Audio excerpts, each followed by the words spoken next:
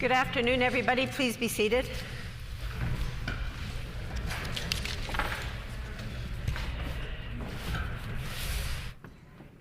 Routine proceedings, introduction of bills, committee reports, tabling of reports, and I do have a report to table in accordance with section 58.8 bracket 2 of the Freedom of Information and Protection of Privacy Act and section 48.14 bracket 2 of the Personal Health Information Act. I'm tabling the 2021 annual report of the Information and Privacy Adjudicator.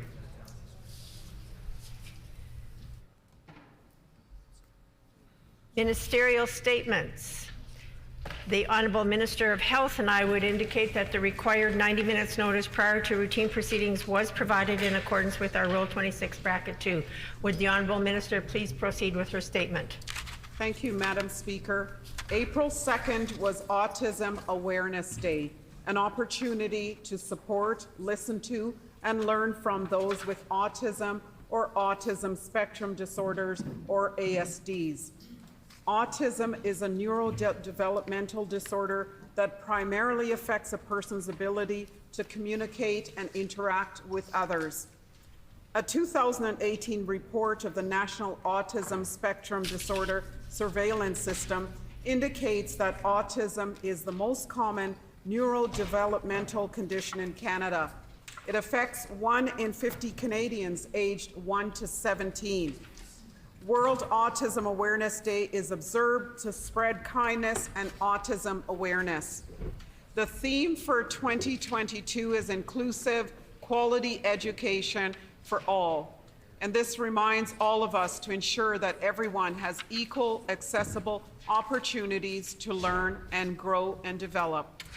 In February of 2022, the Saint Amant Foundation partnered with the Manitoba Moose, Madam Speaker, and they did this to kick off the 7th annual Autism Acceptance Campaign in support of Saint Amant programs.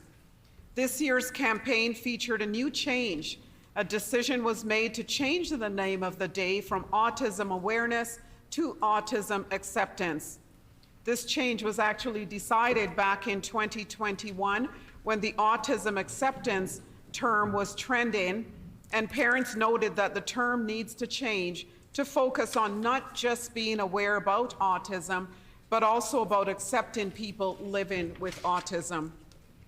As part of the Autism Acceptance Campaign, the Manitoba Moose, I'm told, also wore their special edition jerseys designed to reflect autism acceptance to their game on March 5th. Fans were also encouraged to bid on the jerseys, and the net proceeds were donated to the Saint Amant Foundation. I would like to acknowledge the parents, families, and friends of people living with autism for all their dedication and commitment to recognize and raise awareness about autism. And members in the chamber today are wearing the blue ribbon in recognition of Autism Day, where many of the buildings and lights throughout the city are illuminated in blue. On World Autism Day, Awareness Day, and every day, let us commit to ensuring equity and inclusion in all aspects of society for everyone. Thank you, Madam Speaker.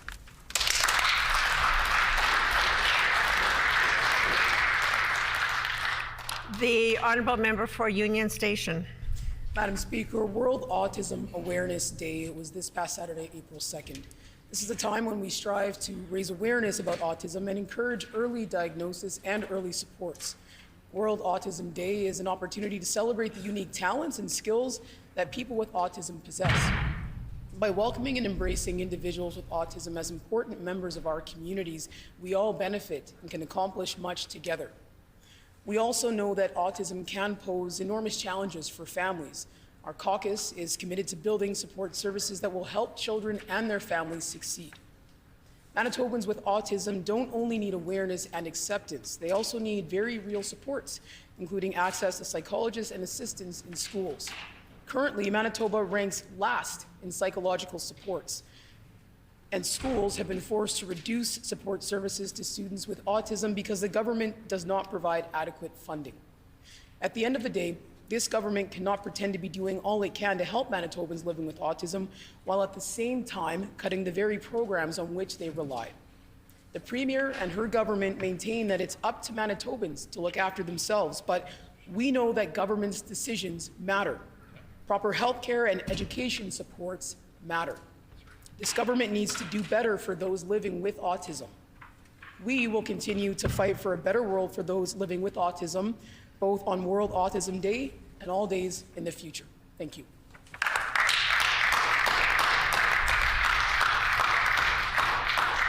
The honourable member for St. Boniface. Madam Speaker, I ask for leave to speak in response to the minister's statement. Does the member have leave to respond to the ministerial statement? Yes. Leave has been granted. The honourable member for St. Boniface. Thank you, Madam Speaker. It's a pleasure to speak today on autism awareness. It's always a challenge to talk about issues that may involve family in this chamber, but for reasons of privacy and not wanting to drag family members into the political spotlight. But in October 2016, my young son was diagnosed as being on the autism spectrum. High functioning, as they say, which means he would once have been diagnosed with Asperger's syndrome. I remember the meeting well because I was immediately hit by two feelings. First, that I never, ever want anyone to perceive our boy as less than. And in that moment, I also feared for my sweet son, not because of his abilities, his obsessions, his creativities, or his sense of humor, but because of how he could be treated and the struggles he would face from people who don't understand. The other feeling was that I should have realized it, but I didn't because he was just acting the way lots of people in my family do, which also explained a lot about my family. Not being seen as less than is so important because there are many myths about autism. Each person on the spectrum is like each of us, different in our own way. There's a saying, if you've met one person with autism, you've met one person with autism. You cannot generalize. And there have always been people with autism, we just didn't always have a name for it.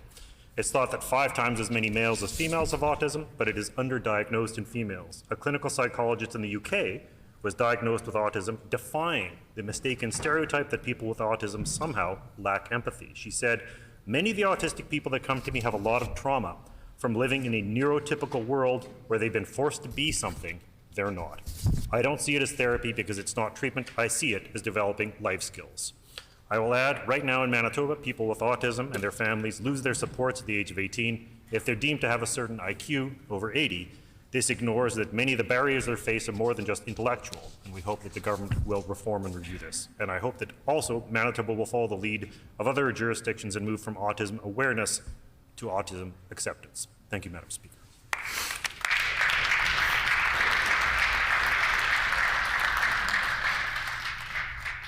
Member statements. The Honourable Minister of Agriculture.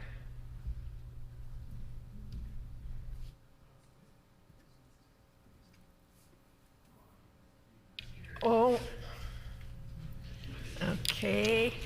The Honourable Member for Assiniboia, or the Honourable Minister of Seniors and Long-Term Care.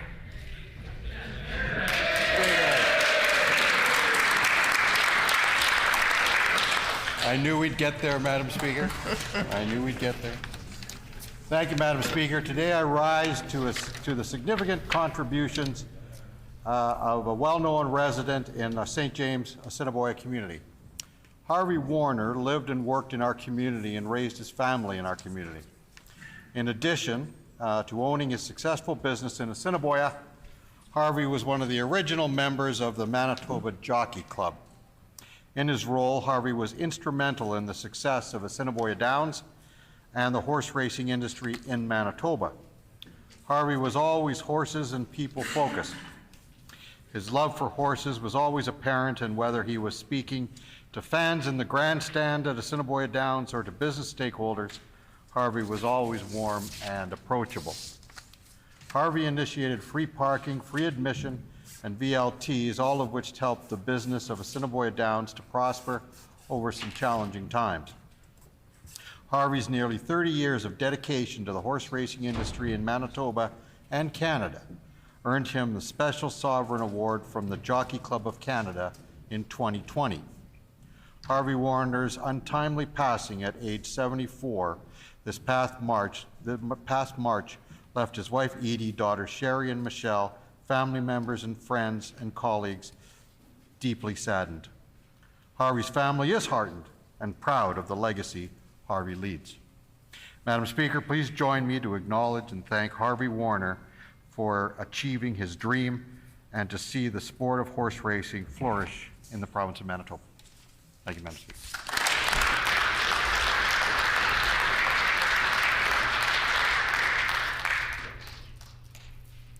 The honourable member for Wolseley. Thank you, Madam Speaker. At the start of the pandemic, we were told to shelter at home, and social service agencies were asked to close their doors, yet many community members would not have survived without their care. I would like to acknowledge the ingenuity and hard work of Wolseley Community Service Agencies as they found new ways to care for our community. Wolseley Family Place connected families with electronics so they could participate in online learning and family programming. Danielle McIntyre St. Matthew's Community Association opened a service window to provide hygiene items, harm reduction supplies, water, and food. Healthy Baby offered their weekly program to new and expecting parents over Zoom. West Broadway Community Organization continued housing support while staff worked from home, held a virtual garden party, and a physically distanced West End cleanup. One Just City provided sidewalk service at breakfast and bagged lunches at noon. West Central Women's Resource Centre pivoted to mobile outreach and maintained their housing supports. The Resource Assistance for Youth offered outdoor drop-in and meal programs, street outreach, and continued mental health care by appointment. Velma's House opened during the pandemic to provide a safe space for women, harm reduction distribution, and access to an elder. Evermore held their after-school club and homework program virtually. Each one of these services and actions was backed by an extraordinary amount of effort. Agencies kept up to date on public health protocols, and many hosted clinics for those who might not have otherwise accessed vaccines. I'm proud of the resiliency of Wolseley community members and our social service workers.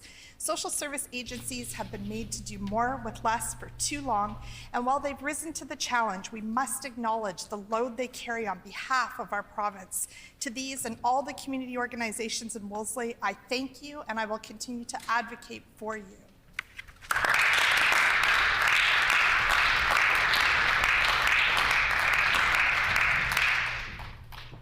The honourable member for Radisson. Thank you, Madam Speaker. In my most recent private member statement on Crazy Socks Day, I reminded this House that our community is stronger when it welcomes and includes people with Down syndrome in it. One organization in Transcona that shows this is so is the Larshtova Cafe. This past week, Larshtova Cafe celebrated their 10th year anniversary. 10 years ago, a group of individuals brought a dream to fruition, a dream of opening a social enterprise cafe to support L'Arche Winnipeg in their mandate of assisting those with mental disabilities to live to their full potential by providing meaningful employment for them and to foster a more compassionate society. Their commitment to inclusion 10 years ago carries on today, and it enriches the lives of the cafe's customers, its employees, and volunteers. This past year has been an eventful one for the cafe with the retirement of longtime leaders Diane Truderung and Jim Lapp. I thank them both for their many years of faithful service. I'm grateful that the board has successfully managed the transition to their successors. I'd like to give special thanks also to Larry Vicker and his wife Tova, after whom the cafe is named, for their commitment and their continued support. Larry Vicker is well known in Winnipeg, not just for selling great cars, but also for his lifelong commitment to philanthropy and community building. He's an inspiration to me, and I consider him a role model. I encourage every member of this House, and indeed all Manitobans, to find time this coming year to visit Larshtova Cafe for breakfast, coffee, or lunch. They're located at 119 Regent Avenue West, and they're open Tuesdays through Saturdays from 8 a.m. to 2 p.m. Everything on their menu is home-cooked, delicious, and nutritious. If you're not sure what to get, you'll never go wrong with one of their moist, delicious, and mouth-watering cinnamon buns. Did I make you all a little bit, just a little bit hungry? I also want to make you aware of the opportunity to support them directly through the 18th annual Vicker Automotive Group's Walk with L'Arche on Saturday, May the 7th, 2022. You can sponsor me or one of the other walkers or donate directly. Let's all support Larshtova Cafe and help make a difference in our community.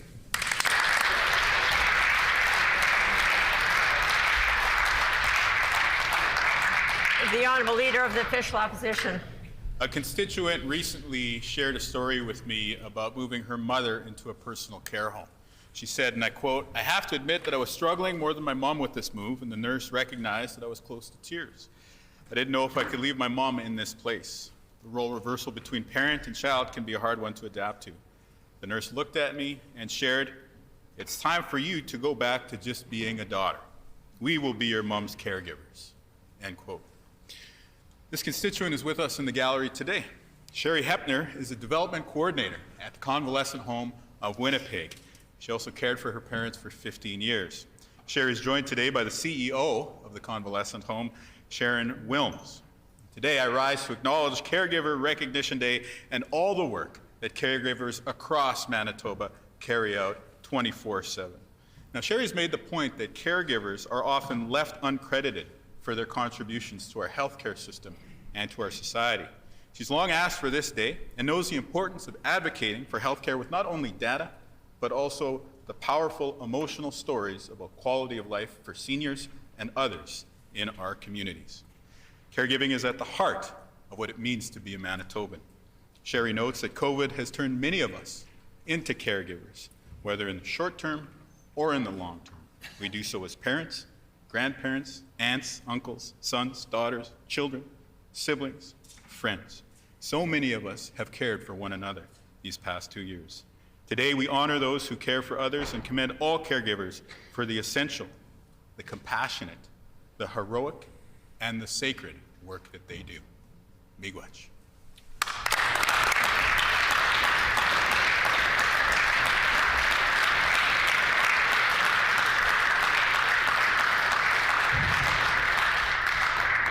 The honourable member for River Heights. Yep, Madam Speaker, March 31st was a significant day. Elected politicians representing countries around the globe signed off on a constitution and executive for a new organization, the Global Council for Political Renewal. It's an organization which is badly needed.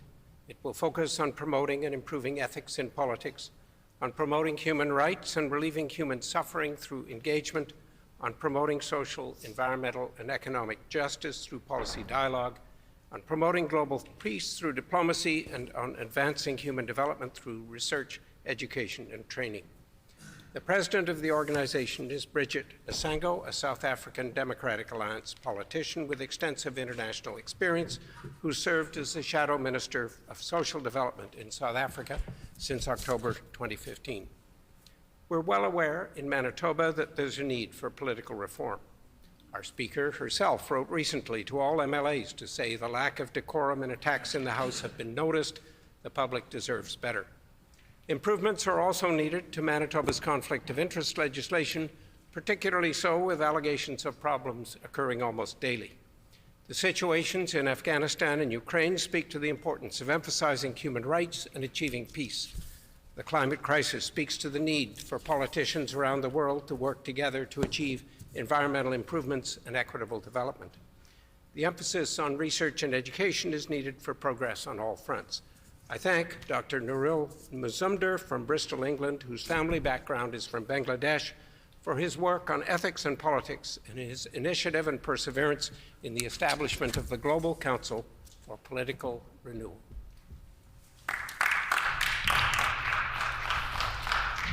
Oral questions. The honourable leader of the official opposition.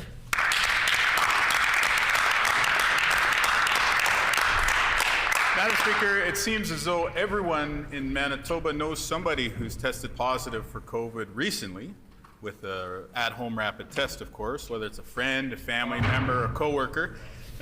We know folks are getting sick.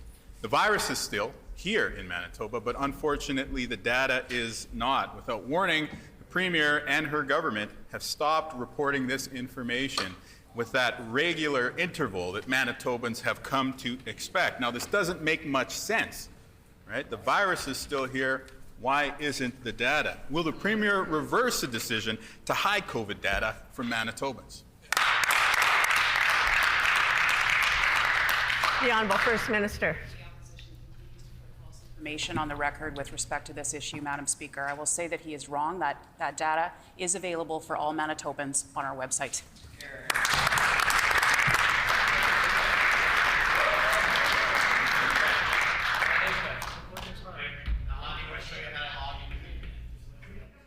Order. The honourable leader of the official opposition on a supplementary question. Madam Speaker, the Premier told Manitobans this year that they're on their own, that they have to look after themselves when it comes to COVID-19. One of the ways that Manitobans did that was by logging on daily and seeing what was happening with case counts, with hospitalizations, with other indicators, as we've all come to learn how to do these past 2 years. But then, the same Premier who told Manitobans that they were on their own and had to look after themselves took away that tool that Manitobans were using to look after themselves and each other. It doesn't make much sense, Madam Speaker, and that's why experts, that's why concerned Manitobans, that's why people from all walks of life are asking this government to reconsider. Will the Premier do so? Will she stop concealing the COVID data?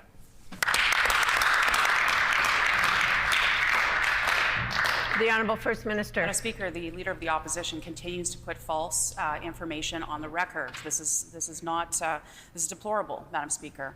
Frankly, what I have said in the past is that we need to learn to live with COVID. I am not the only person that has said that, Madam Speaker.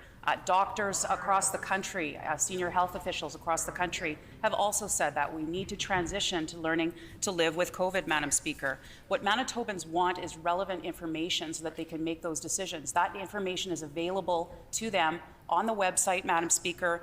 What they want to know is what the trends are. Weekly numbers offer what those trends are, Madam Speaker, and that offers the information to Manitobans so they can make the best decisions for themselves. Exactly.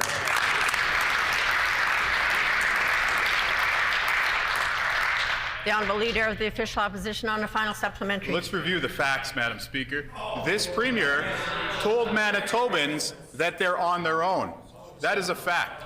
The Premier told Manitobans that they have to learn to look after themselves. That is verbatim, and that is fact. Manitobans had come to expect to be able to access daily updates when it comes to hospitalizations and case counts and other indicators. That is a fact. And of course, the fourth fact that I will share with you, this government started concealing that information very recently when they ended the practice of sharing that through daily updates. These are all facts. The government cannot refute them, and that's why they now resort to heckling. That's right. They know the truth. Will they finally level with Manitobans and admit that they are concealing COVID data from them for political purposes?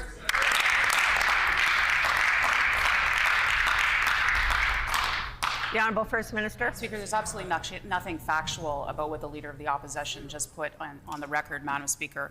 Manitobans want relevant information so they can make decisions for themselves, Madam Speaker. That information is available for them on the website. We continue to update that weekly, Madam Speaker.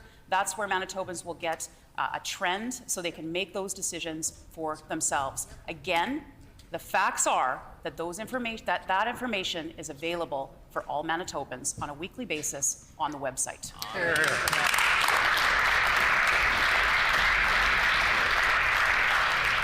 The Honourable Leader of the Official Opposition on a new question. Here's another fact, Madam Speaker. There are nearly 170,000 Manitobans waiting for a surgery or a diagnostic test right now. Here's another fact, Madam Speaker. That number is growing even as we speak. Now, what solution has the Premier and this PC cabinet put forward? Well, after cutting health services for their entire time in office, they now come and tell Manitobans, if you want the surgical backlog to be cleared, you're going to have to go and fundraise money yourselves, Madam Speaker. $350,000 is the ask for Manitobans to get the Concordia another operating room. Why? Will the Premier simply fully fund surgeries at Concordia Hospital instead? Yep.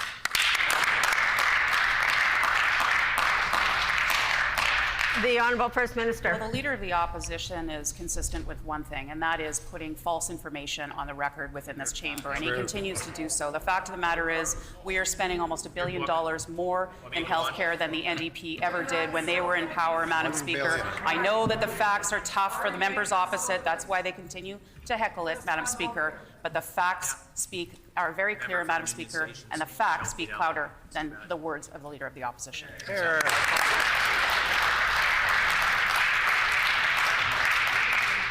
The Honourable Leader of the Official Opposition on a supplementary question.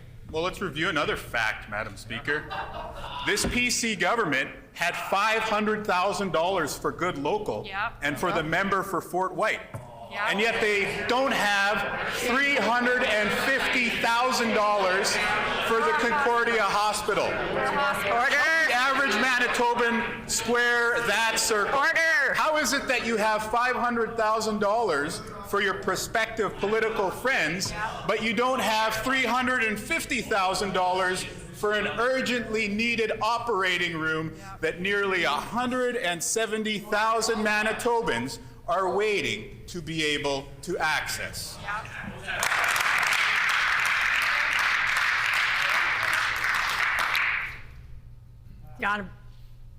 The Honourable First Minister. Well, the Leader of the Opposition continues with his litany of false accusations, Madam Speaker, and he doesn't have his facts right, Madam Speaker. In fact, they are not facts. They're just wrong, Madam Speaker.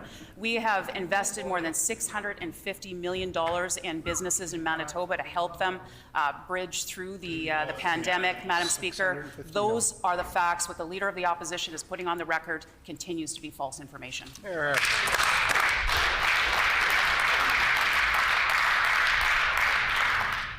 The Honourable Leader of the Official Opposition on a final supplementary. Madam Speaker, it's a fact that this government gave $500,000 to Good Local. I know it's a fact because as I was saying it, the member for Fort White was eagerly nodding his head with a smile. And I contrast that with the fact that this government doesn't have $350,000 for the Concordia operating room, Madam Speaker. Order. We're talking about an essential public service. We're talking about health care. One of the most fundamental Canadian values is that we should have universally accessible health care in Canada. Yet in Manitoba, this PC government is forcing Manitobans to raise private funds to deliver a public service. Why won't this Premier simply fund the operating room at Concordia publicly?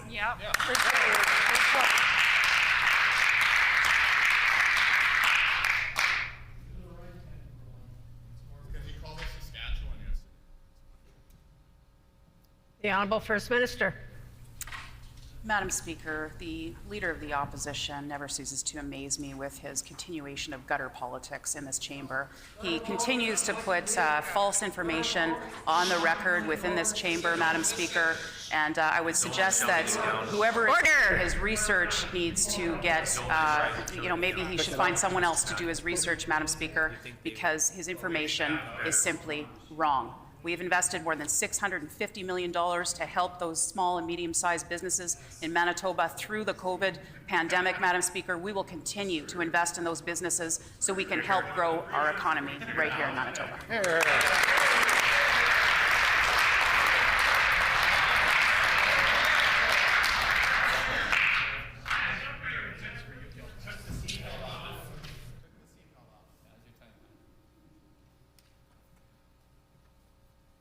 Honourable Member for Concordia. Thank you, Madam Speaker. The people of Northeast Winnipeg have borne the brunt of this government's cuts to health care. Their ER was closed. The ICU beds were cut. They lost their cancer care clinic. Nurses have been fired. Labs have been closed, and the IV clinic was shuttered. Now, instead of rolling back those cuts, the Premier is telling the people of Northeast Winnipeg they have to come up with the money themselves just to backfill this government's cuts. That's wrong. And will the minister stand up today and reverse this decision?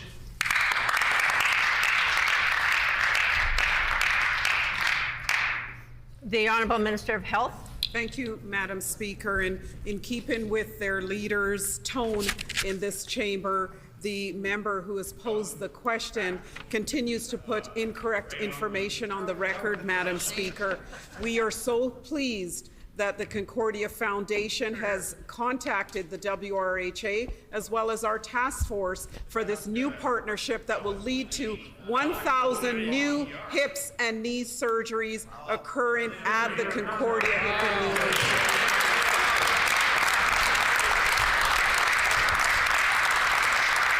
And I'm all also pleased to say that our government is investing over $4 million into that project, Madam Speaker. That is the fact.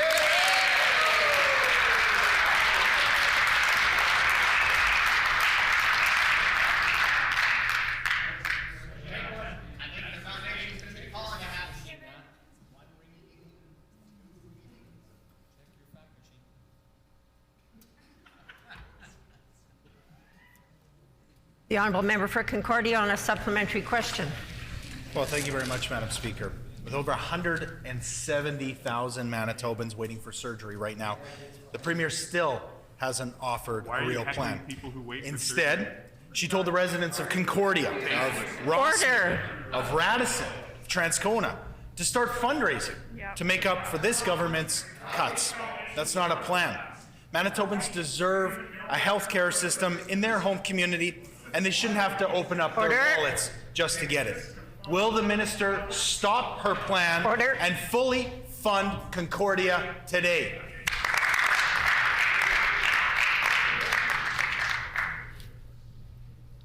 The Honourable Minister of Health. Madam Speaker, we are funding the Concordia 5th OR to the tune of $4.9 million, Madam Speaker. And it appears that members opposite missed the task force's update.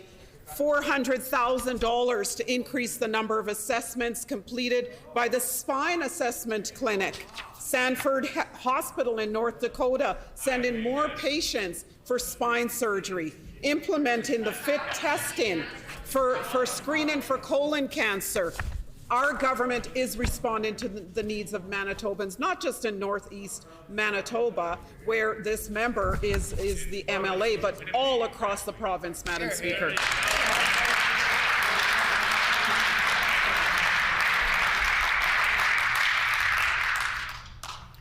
The honourable member for Concordia on a final supplementary.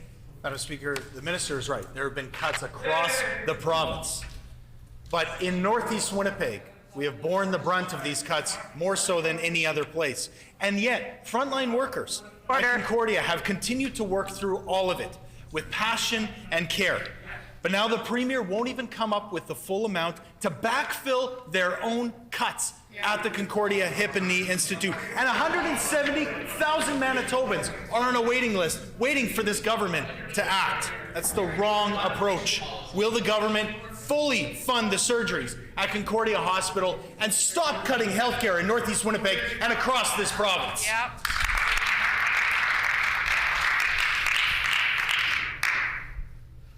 I'm going to have to call the member for Radisson to order, please.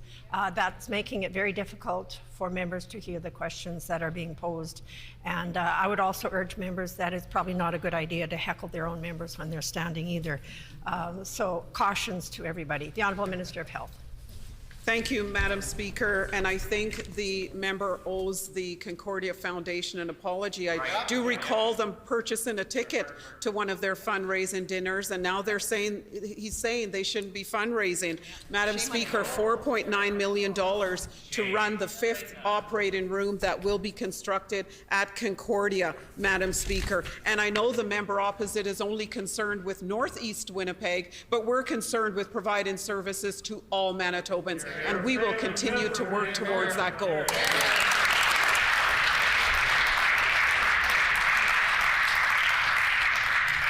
The Honourable Member for St. Vital.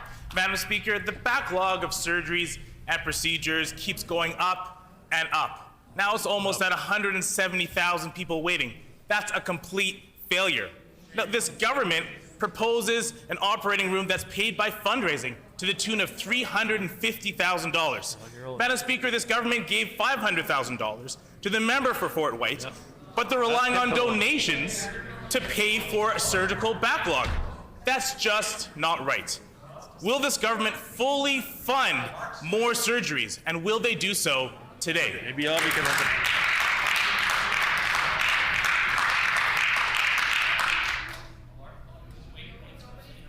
The Honourable Minister of Health.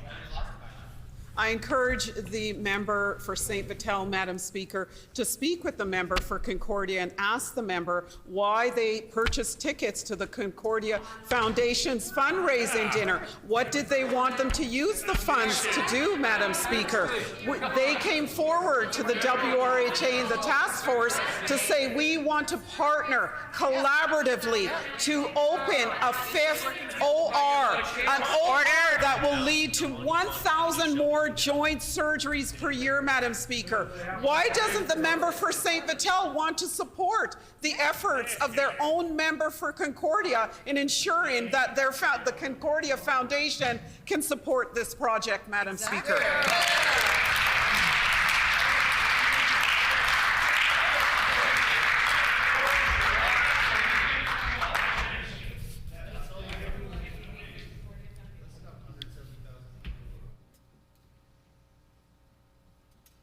Honourable member for St. Vital on a supplementary question. Madam Speaker, what I'd like to ask the minister is when she's going to announce a date to reduce the surgical backlog. Because these surgical wait times on lists are getting longer and longer. They're at an unprecedented level right now and continue to grow. This government has given $500,000 to their friends, like the member for Fort White, but they're relying on charity and donations to help our critical healthcare services. This is simply unacceptable. Manitobans shouldn't have to wait for this government to get its act together. Will the minister actually help Manitobans and fund extra surgeries at Concordia in full today?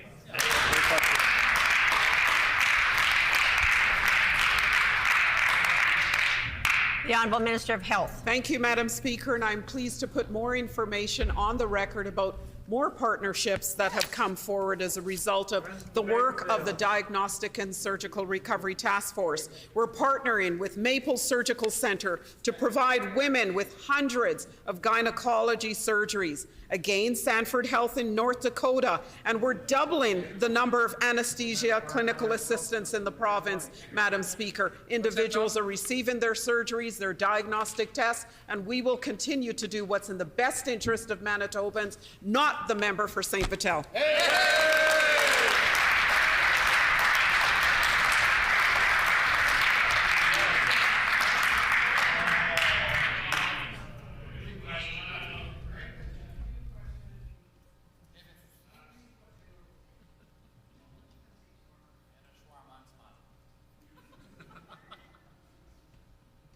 The Honourable Member for St. Vital on a final supplementary. Madam Speaker, let's get this straight. The member for Fort White gets $500,000 even on short notice. Meanwhile, patients have been waiting for years for the surgeries that they need. Now the minister says wait even longer as they pass the hat for $350,000 for an operating room. That's just not right. Will the minister do what's right and what's needed for Manitobans and fully fund an operating room? And will they do so today? Good wait for a hat.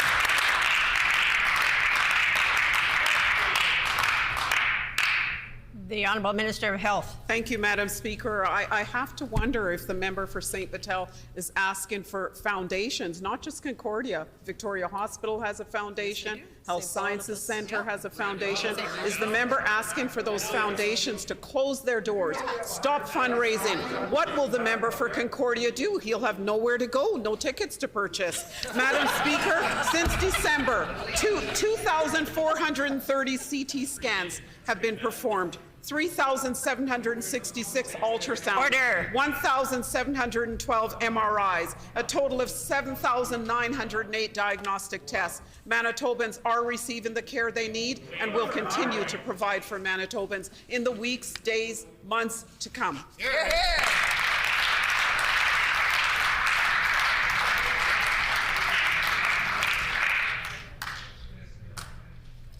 The Honourable Member for Union Station. Madam Speaker, Manitoba nurses have stepped up day after day throughout this pandemic to care for our loved ones, while the PCs refused to give them a fair contract. For years, they worked back-to-back shifts and mandated overtime to cover the cuts made by the PCs. And now, because of this government's cuts, the PCs are going to take away nurses' time with their families this summer. That's totally unacceptable. Why is this government canceling nurses' summer plans with their families?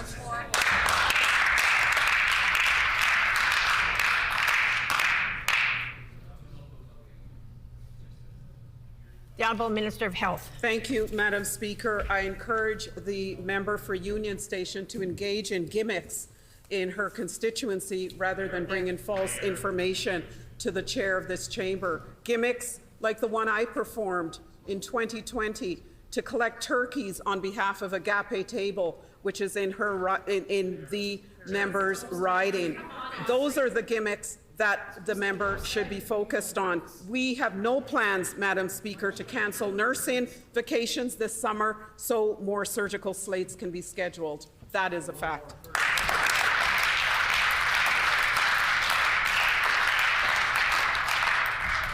The Honourable Member for Union Station on a supplementary question. Madam Speaker, I'd remind the Minister of Health, I do use neutral pronouns, not sure why she seemed to forget it in that particular moment. But hopefully she understands that what I'm asking about is nurses being able to take a break, allied healthcare professionals being able to take a break. She needs to make sure that happens. She needs to restore the 124 hospital beds that were cut in Winnipeg, and she needs to staff up the 2,300 vacant nursing positions in Winnipeg. Nurses need to be able to take a break with their families. They're depending on that. When will the minister restore the positions that she cut and let our nurses have a much-deserved break and take their vacations?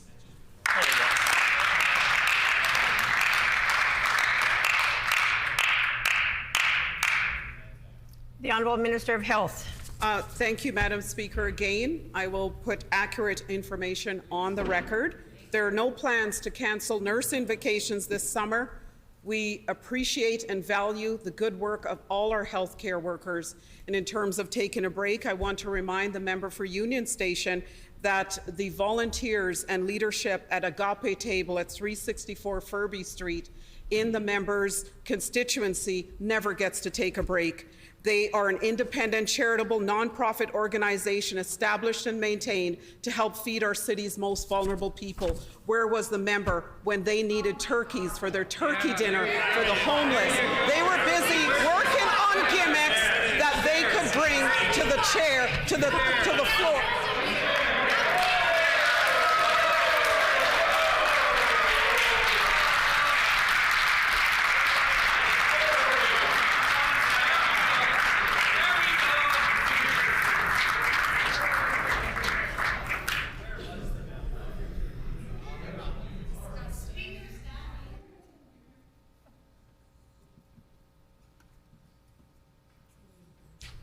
The Honourable Member for Union Station on a final supplementary. Right on. Madam Speaker, the Premier gets weekends off, but that's not the case for so many nurses and frontline health professionals. In fact, they get mandated to work back-to-back-to-back shifts and mandated to work overtime. And now, because of this government's cuts, the PCs are going to take away nurses' time with their families this summer. Enough is enough, Madam Speaker. When will the minister restore the positions she cut and let our nurses have a much-deserved break this summer?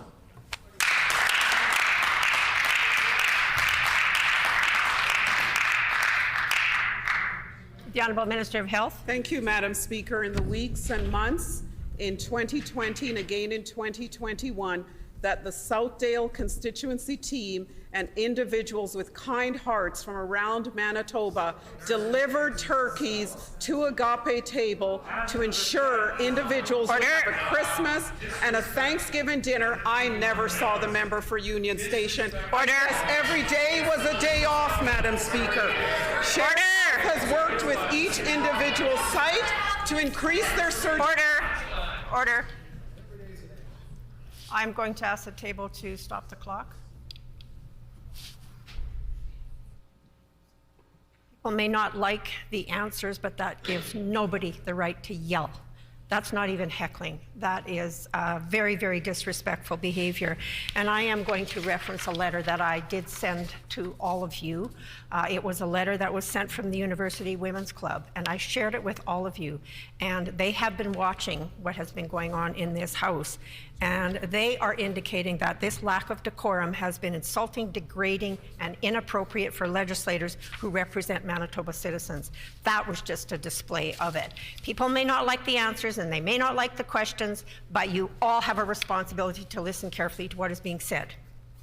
The Honourable Minister of Health to conclude her comment. Madam Speaker, Shared Health has worked with each individual healthcare site to increase their surgical slates to help Manitobans suffering in pain based on what they could do with their projected staffing. There are no plans to cancel nurse invocations this summer.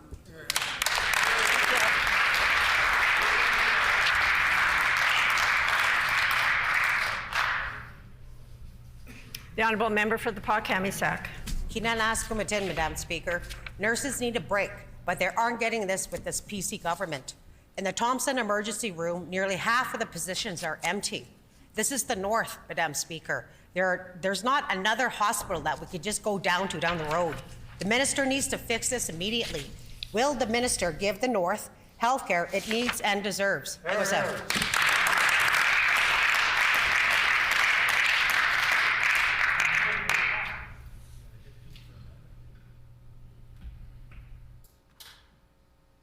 The Honourable Minister of Health. Thank you, Madam Speaker. Our government recognizes the needs of the northern or remote communities. That's why we invested $812 million, Madam Speaker, into the Clinical Preventative Services Plan. We're rolling out projects all across the north and remote communities, $4.3 million for 37 additional nurse training seats at the University College of the North. We recognize there's more work to be done, and we are committed as a team to getting the job done.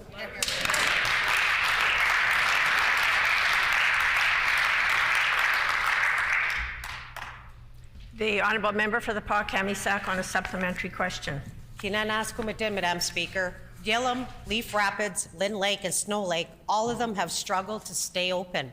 The healthcare region describes the situation as, quote, very fragile from a staffing perspective, end quote, and that gaps in services plague the site. Nearly half the positions aren't there. The situation needs to be addressed, not at some date in the future. When will the Minister address the cuts her government has made?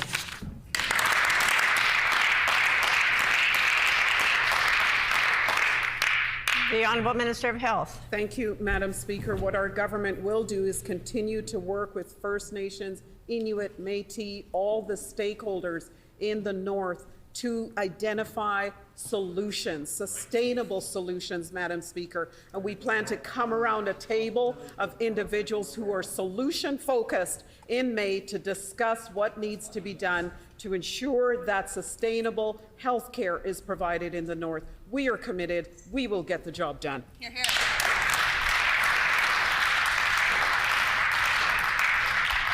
The Honourable Member for the Pas-Kamisak on a final supplementary. Madam Speaker. In the PA, obstetric services are described by the region as being in a very fragile state. The same is true in Thompson. Now that Flin Flon obstetric services closed, we are very close to a situation where no baby can be delivered in northern Manitoba. This is a crisis that needs urgent attention. Will the Minister take action today?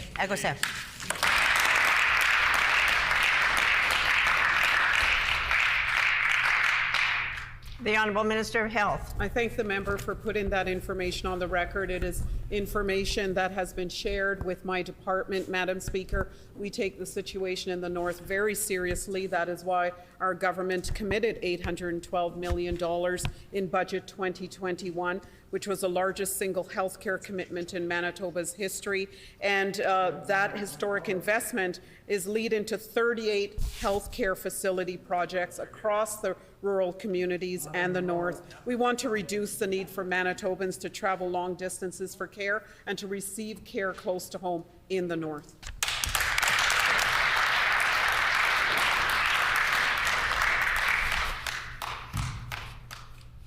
I'm going to have to caution the member for Flin Flon again. As I have cautioned other members in the House, I would just like to call the member to order. There is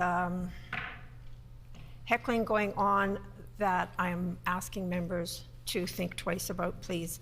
That is certainly not a demonstration of what the public wants to see. The public is tuned into what is going on here, and they're not liking to hear the tone and the language that is being used in the House and the heckling that is going on. They find that quite disrespectful. The Honourable Member for St. Boniface. Thank you, Madam Speaker. I tabled an email I received yesterday, carbon copy to the Premier and Health Minister, from a worker at the Health Sciences Centre who was told by a nurse that the emergency room wait time yesterday hit 15 hours. I also tabled this morning's WRHA stats from 11 a.m. The Grace had a wait time of 5 hours, HSC 7 hours, HSC Children's 5.5, St. Boniface 5 3/4. I see in the Free Press that the Minister of Health is going on a couch-sitting tour. Surely the patients, nurses, and doctors at our emergency rooms would give her an earful, and they might actually have a comfortable place to rest. What excuse is the Premier offering for this latest healthcare failure, and what are they going to do to address it before the next wave hits? The Honourable Minister of Health.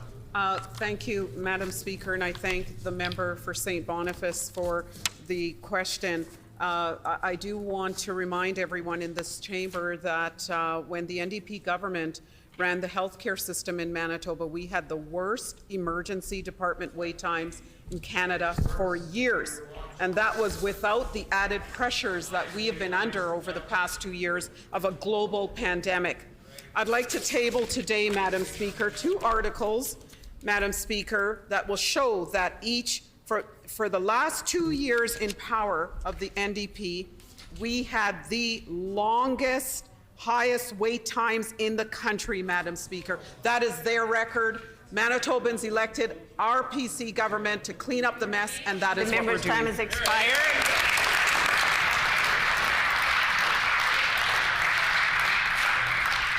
The Honourable Member for St. Boniface on a supplementary question. Madam Speaker, 2 wrongs don't make a right, and I know what it's like to be stuck in an ER. Last June, I suffered a back injury.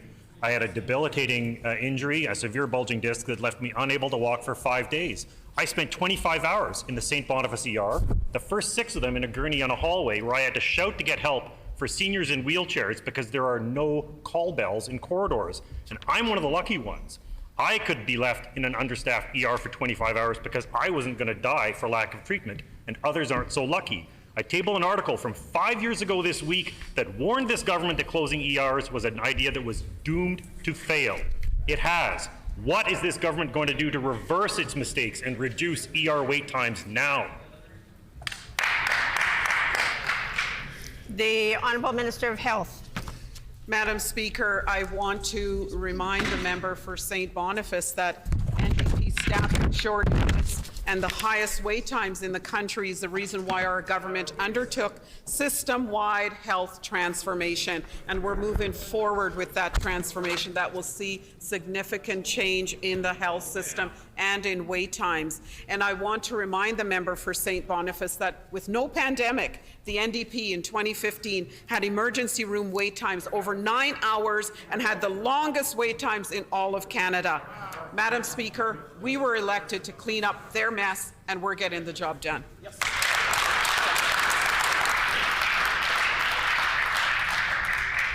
The Honourable Member for River Heights on a final supplementary.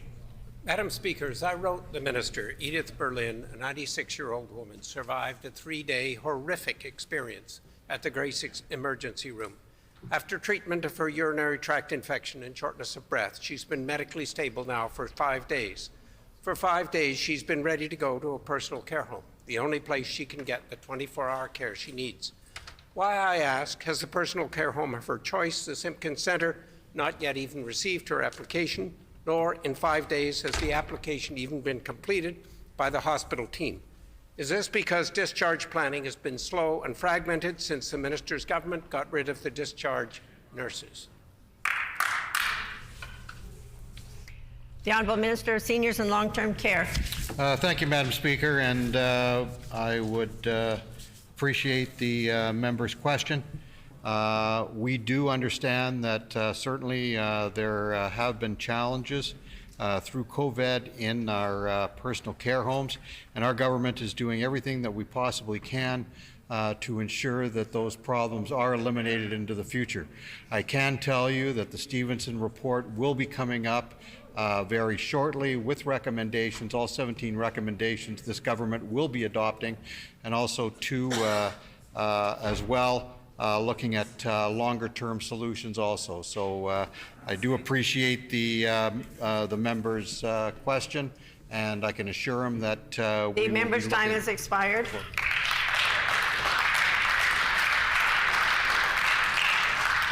The honourable member for Seine River. The honourable member for Seine River. Thank you, Madam Speaker. Our government recognizes that the arts and culture sector is integral to our province. Can the Minister of Sport, Culture and Heritage share with the House the recent support announced for the Royal Winnipeg Ballet?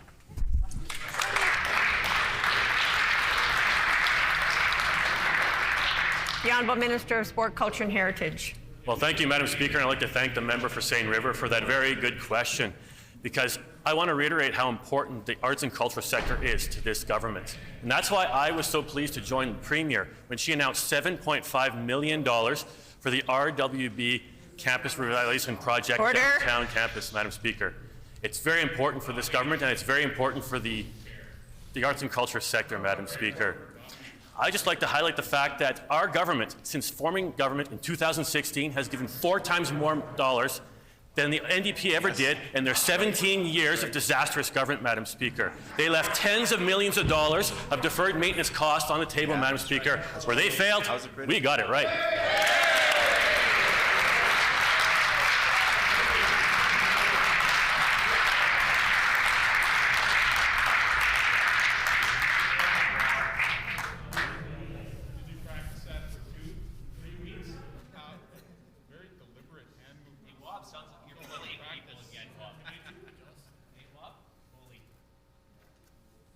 Order.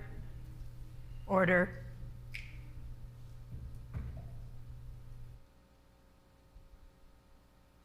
I don't think it's helpful to be throwing name calling around in this House.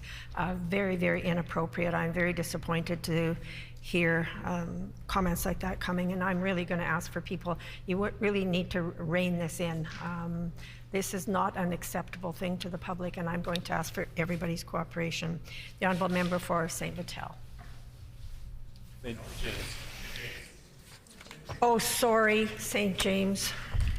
Madam Speaker, this government wants all of us to pay more. The cost of living is going up month after month. Gas is way more expensive, milk is more expensive, and food is more expensive. But this government is out of touch. Instead of taking action to reduce costs for Manitobans, they've put forward legislation that will result in hydro rate hikes of 5% every year into the future.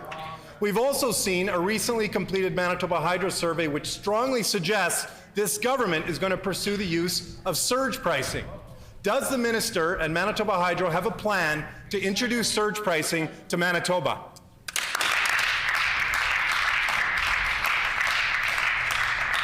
The Honourable Minister of Finance.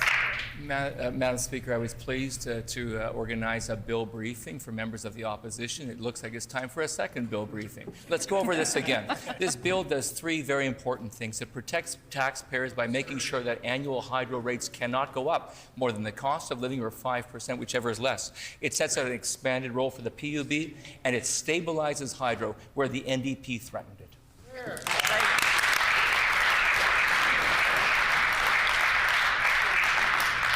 The honourable member for St. James on a supplementary question. Thank you, Madam Speaker. This PC government is raising hydro rates. They even passed a law to raise hydro rates, which was the first time that's ever happened in the history of this province. Going forward, they've proposed rate hikes of 5% every year into the future, and a hydro survey from last year that focused on surge pricing has now concluded. The implementation of surge pricing in Manitoba would have a real impact on Manitobans. Does the minister intend on bringing surge pricing to Manitoba? Yes or no?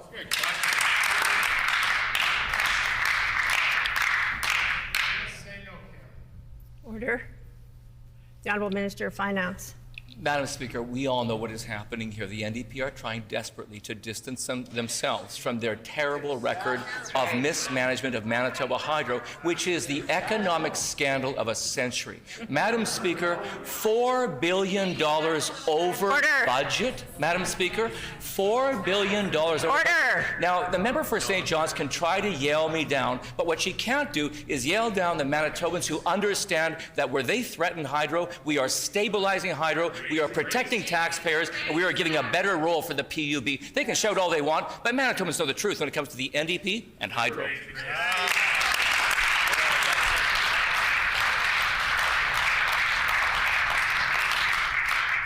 I will recognize the honourable member for St. James, but I am going to have to call the minister or the member for St. John's to order.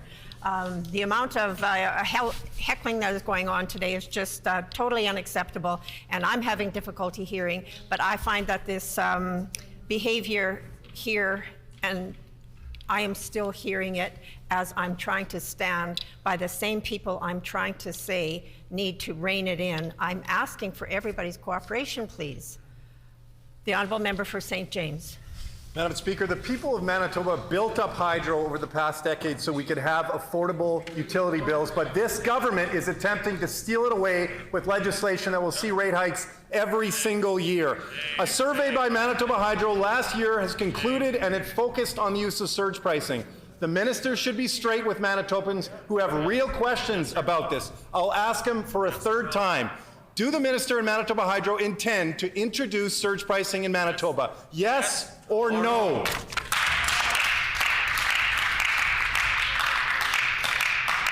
The Honourable Minister of Finance. Madam Speaker, the member keeps going on about rate hikes every single year, so I took a little time to look up the NDP record on rate hikes. And what I found out is that the NDP raised rates on Manitoba Hydro every single year. As a matter of fact, in 2005, they raised it by 5%. In 2009, they raised them by 5%. In the time in office, they raised rates by 35%. Madam Speaker, we will continue to have the best interest of Manitobans at heart as we stabilize hydro and protect consumers.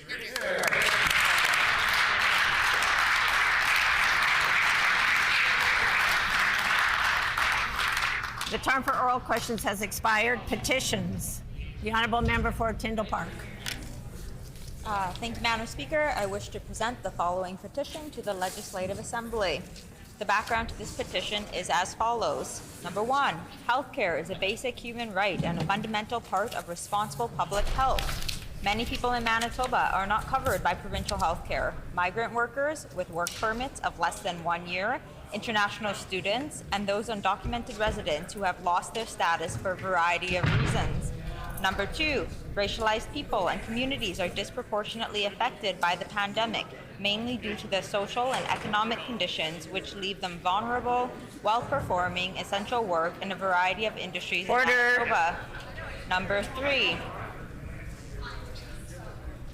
without adequate health care coverage, if they are ill, many of the uninsured will avoid seeking health care due to fear of being charged for the care, and some will fear possible detention and deportation if their immigration status is reported to the authorities.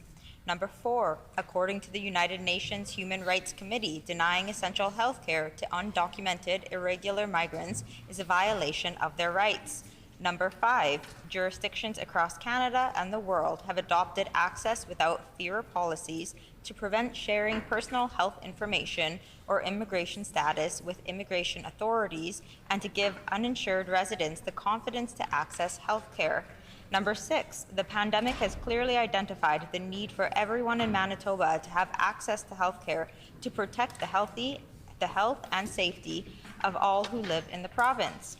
We petition the Legislative Assembly of Manitoba as follows. Number 1, to urge the provincial government to immediately provide comprehensive and free health care coverage to all residents of Manitoba, regardless of immigration status, including refugee claimants, migrant workers, international students, dependent children of temporary residents, and undocumented residents. Number 2, to urge the Minister of Health and Seniors Care to undertake a multilingual communication campaign to provide information on expanded coverage to all affected residents. Number 3, to urge the Minister of Health and Seniors Care to inform all healthcare institutions and providers of expanded coverage for those without health insurance and the details on how necessary policy and protocol changes will be implemented. And number 4, to urge the Minister of Health and Seniors Care to create and enforce strict confidentiality policies and provide staff with training to protect the safety of residents with precarious immigration status and ensure they can access health care without jeopardizing their ability to remain in Canada. This petition has been signed by many Manitobans. Thank you. In accordance with our Rule 132, bracket 6, when petitions are read, they are deemed to be received by the House. The Honourable Member for Flin Flon. Madam Speaker, I wish to present the following petition to the Legislative Assembly of Manitoba. The background to this petition is as follows. Number 1, the population of those aged 55 plus has grown to approximately 2,500 in the city of Thompson. Number 2, a large percentage of people in this age group require necessary medical foot care and treatment. Number 3, a large percentage of those who are elderly and/or diabetic are also living on low incomes. Number 4, the Northern Regional Health Authority, NRHA, previously provided essential medical foot care services to seniors and those living with diabetes until 2019, then subsequently cut the program after the last 2 nurses filling those positions retired. Number 5, the number of seniors and those with diabetes has only continued to grow in Thompson and surrounding areas. Number 6, there is no adequate medical care available in the city and region, whereas the city of Winnipeg has 14 medical foot care centers. Number 7, the implications of inadequate or lack of podiatric care can lead to amputations. Number 8, the city of Thompson also serves as a regional health care service provider, and the need for foot care extends beyond just those served in the capital city of the province. We petition the Legislative Assembly of Manitoba as follows: to urge the provincial government to provide the services of 2 nurses to restore essential medical foot care treatment to the city of Thompson effective April 1, 2022. And this petition, Madam Speaker, has been signed by Yvonne Nault, Laurie Rees-Dysart, Joe Alcock, and many other Manitobans. The Honourable Member for Elmwood. Thank you, Madam Speaker. I wish to present the following petition to the Legislative Assembly. The background of this petition is as follows. Number 1, over 25,000 vehicles per day cross the Louise Bridge, which has served as a vital link for vehicular traffic between northeast Winnipeg and the downtown for the last 110 years. Number 2, the current structure will undoubtedly be declared unsafe in a few years as it's deteriorated extensively, becoming functionally obsolete, subject to more frequent unplanned repairs, and cannot be widened to accommodate future traffic capacity. Number 3, as far back as 2008, the City of Winnipeg City has studied where the new replacement bridge should be situated. Number 4, after including the bridge replacement in the city's 5-year capital budget forecast in 2009, the new bridge became a short-term construction priority in the city's transportation master plan of 2011.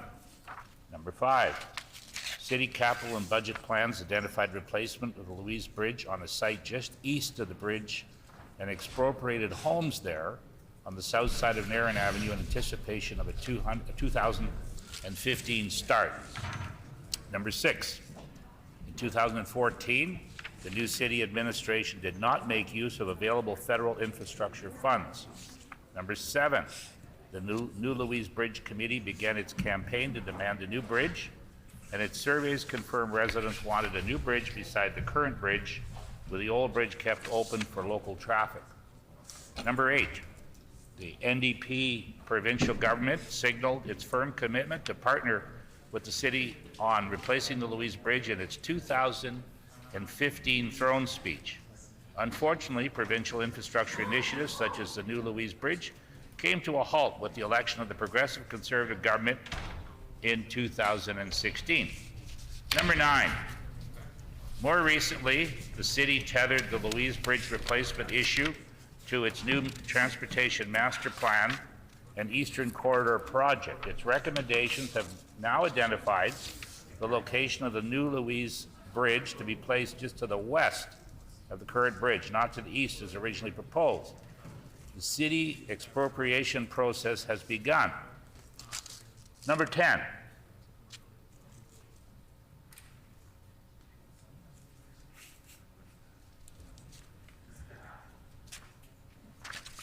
The provincial budget, due in mid-April 2022, is the province's opportunity to announce its portion of funding for this long overdue vital link to Northeast Winnipeg and Transcona. We petition the Legislative Assembly of Manitoba as follows. Number 1,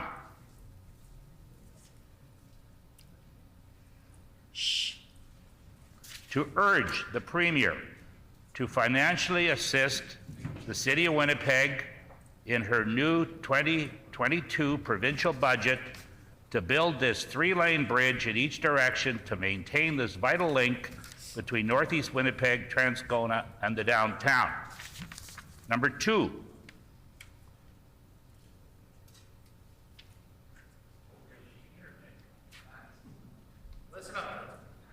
to urge the provincial government to recommend that the City of Winnipeg keep the old bridge fully open to traffic while a new bridge is under construction.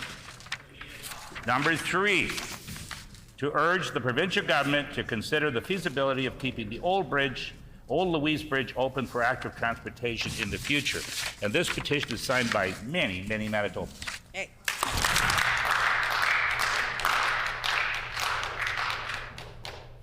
The Honourable Member for Notre Dame. Madam Speaker, I wish to present the following petition to the Legislative Assembly. To the Legislative Assembly of Manitoba, the background of this petition is as follows. In December of 2019, the provincial government's commissioned report on lead concentrations in soil in Winnipeg was completed.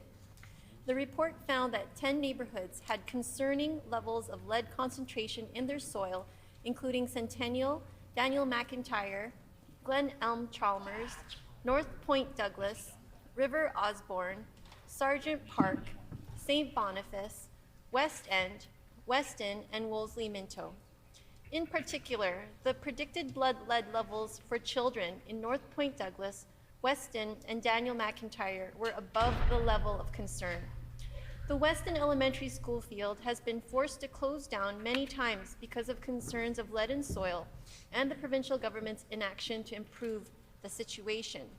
Lead exposure especially affects children aged 7 years and under, as their nervous system is still developing.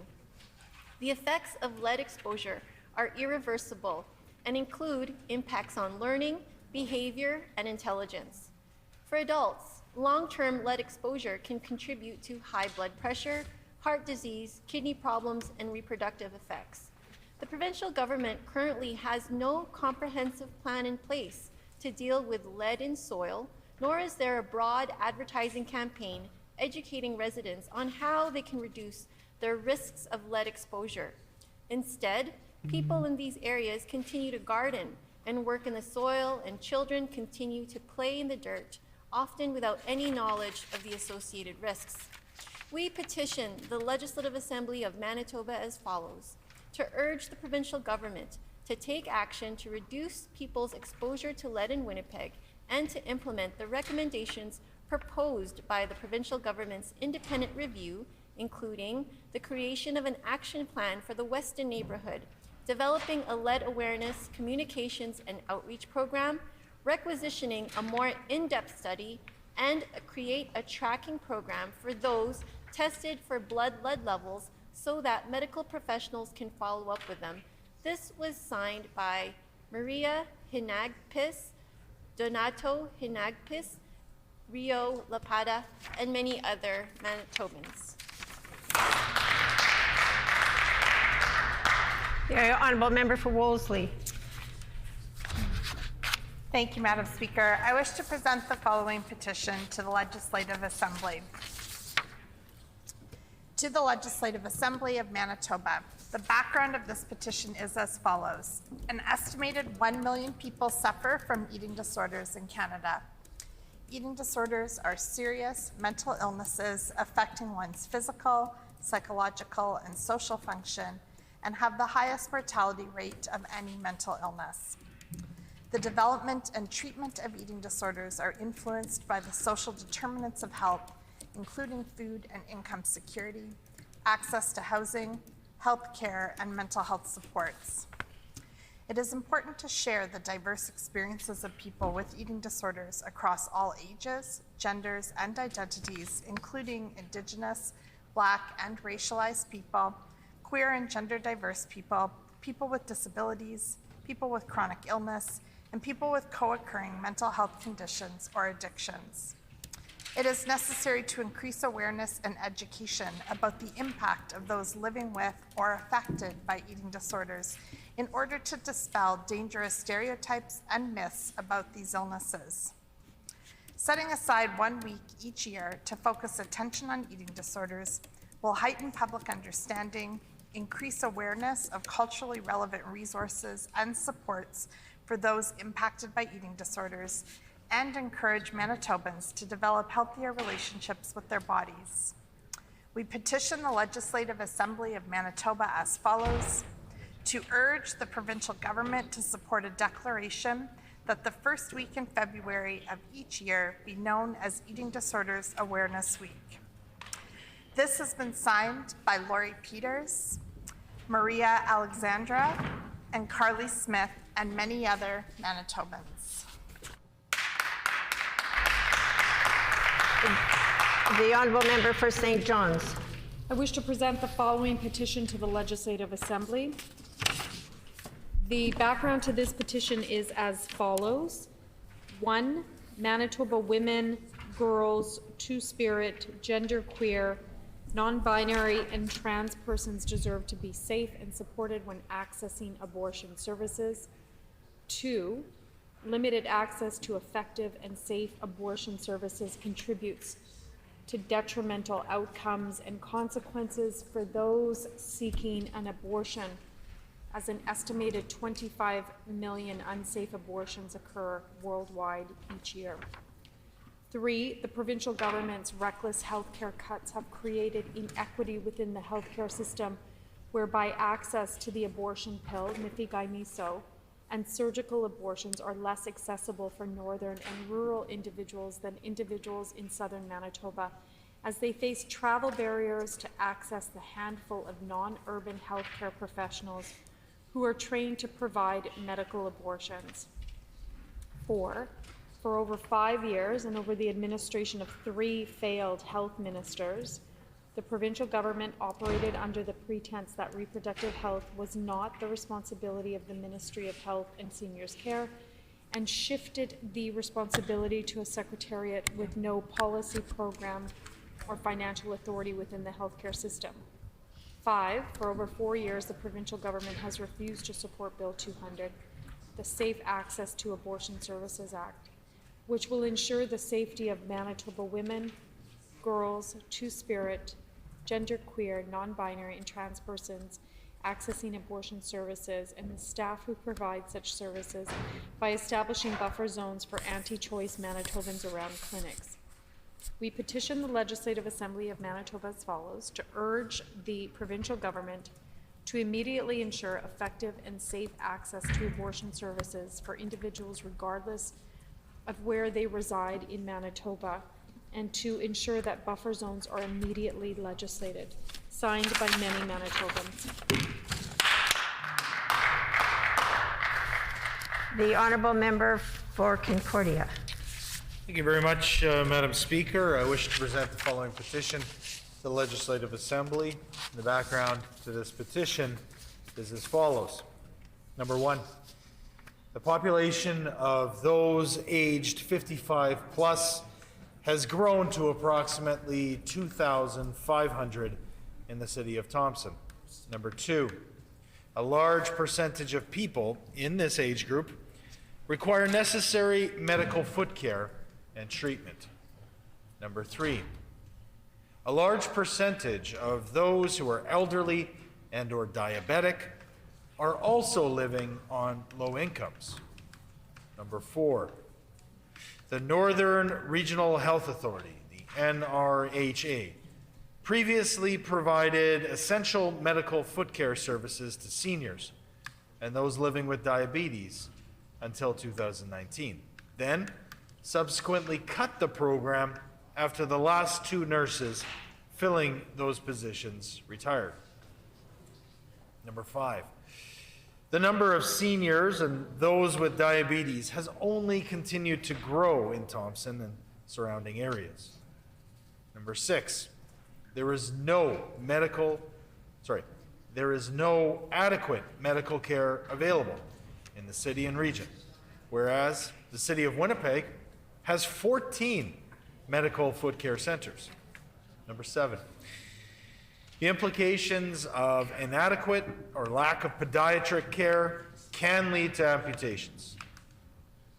Number 8, the city of Thompson also serves as a regional health care service provider, and the need for foot care extends beyond just those served in the capital city of the province. We petition the Legislative Assembly of Manitoba as follows: to urge the provincial government to provide the services of 2 nurses to restore essential medical foot care treatment to the city of Thompson, effective April 1st, 2022. And this petition, Madam Speaker, is signed by many Manitobans. Grievances. Orders of the day, government business. The Honourable Government House Leader. Thank you, Madam Speaker. Could you please call for debate this afternoon bills number 27, 8, 15, and 13?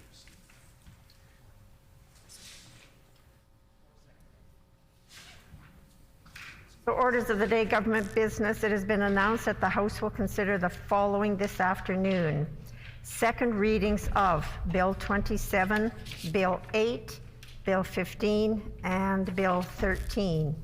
I will therefore call second reading of Bill 27, the Highway Traffic Amendment Act, Alternative Measures for Driving Offences. The Honourable Minister of Justice. Thank you very much, Madam Speaker. I move, seconded by the Minister of Finance, that Bill number 27, the Highway Traffic Amendment Act, Alternative Measures for Driving Offences, be now read a second time and referred to a committee of this House. His Honor, the Administrator, has been advised of the bill, and I table the message.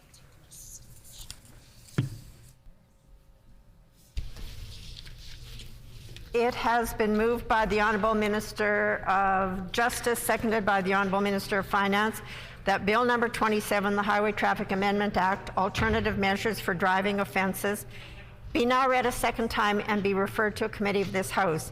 His Honour, the Administrator, has been advised of the bill and the message has been tabled. The Honourable Minister of Justice. Yes, thank you, Madam Speaker.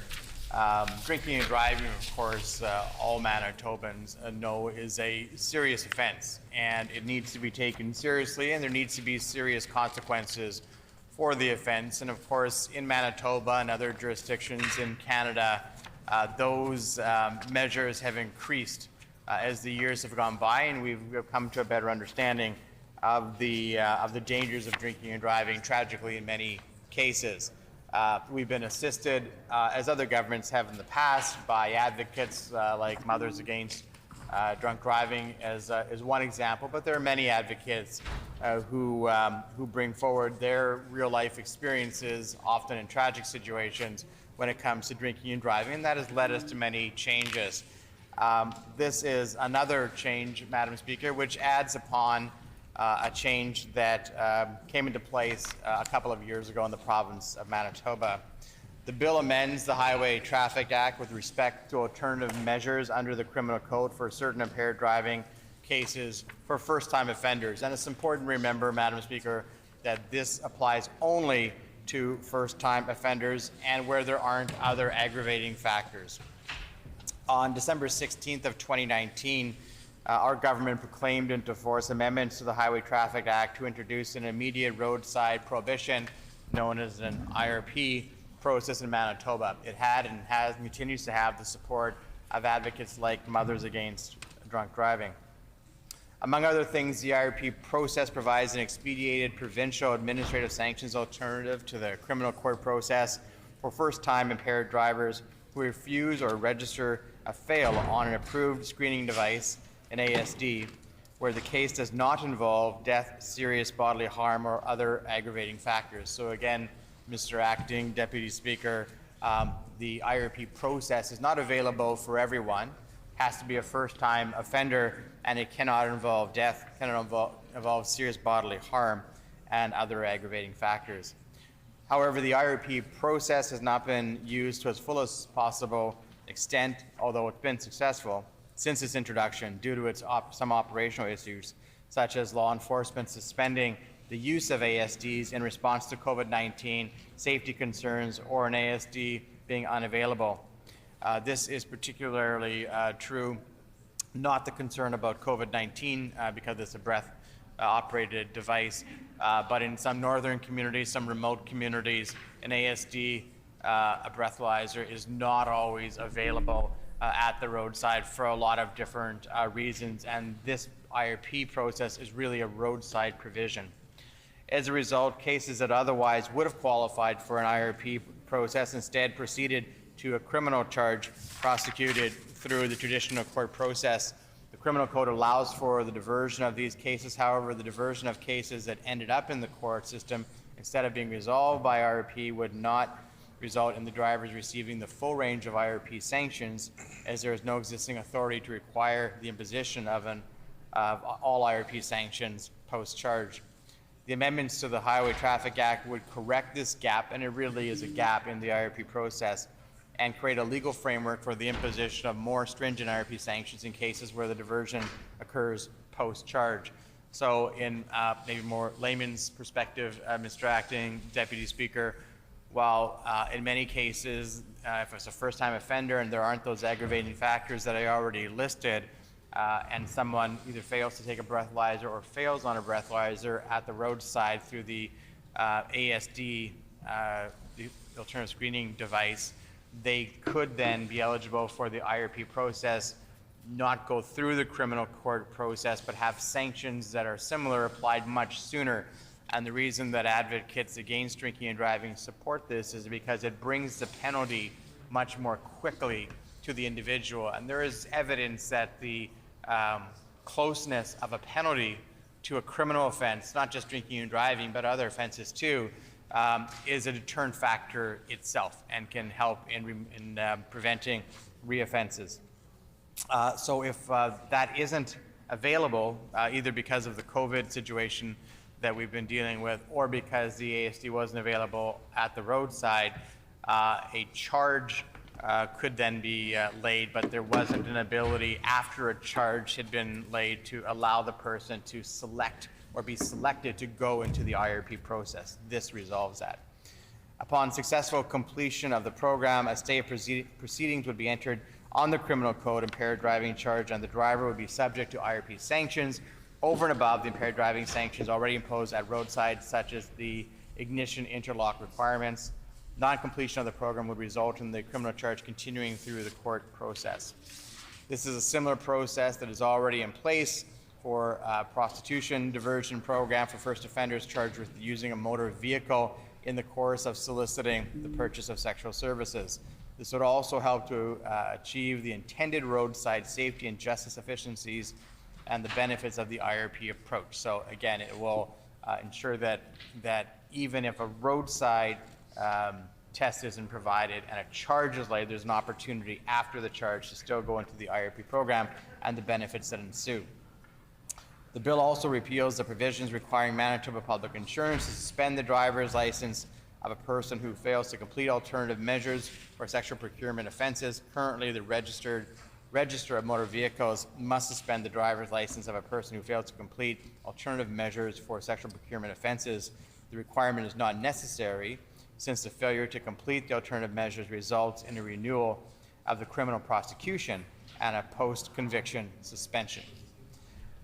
So again, I want to just reiterate, Mr. Acting Deputy Speaker, this is filling the gap of an otherwise successful program, one that is supported by advocates against drinking and driving, one that is seen to ensure that the punishment for drinking and driving becomes more closely connected to the offense of drinking and driving to try to reduce the instances of drinking and driving. And I want to commend all of those who are actively engaged, whether that's law enforcement on the enforcement side of drinking and driving, or groups like MAD who are always involved in public awareness and speaking, whether it's to schools or other groups, to speak about how drinking and driving impacted their individual families' lives, but how the impact that it has on the community as a whole, Mr. Acting Deputy Speaker. So I look forward to this bill moving forward to committee.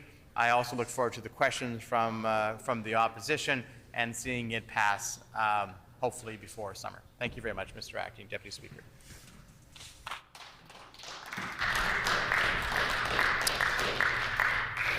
A question period of up to 15 minutes will be held.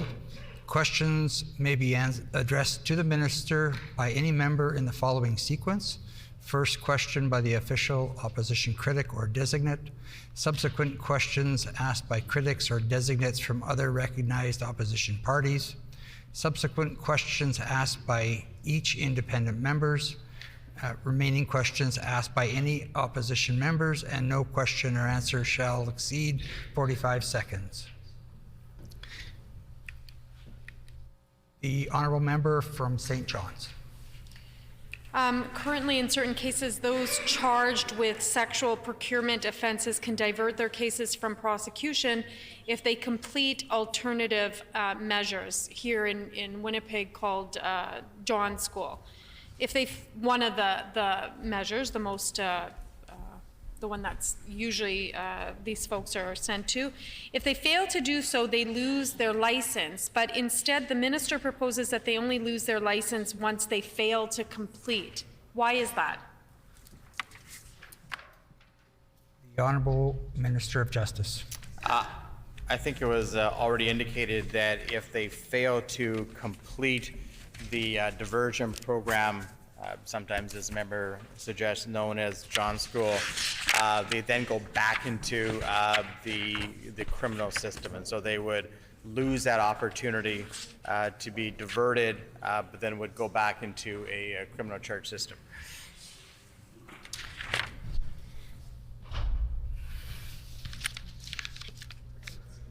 The honourable member from River Heights. Thank you. Now, the minister has talked about screening using breathalyzers for alcohol. I wonder if the minister would update us with regard to what is happening with roadside screening for cannabis and how that fits under this legislation. The Honourable Minister of Justice. Roadside screening for cannabis is not specific to this legislation. The member will know that there are, more significant challenges sometimes for screening for those who are impaired through cannabis. So it's not specific to this legislation. I can attempt to provide him, although it's a little bit out of scope, I can attempt to provide him an update on that at committee. The honourable member from St. John's.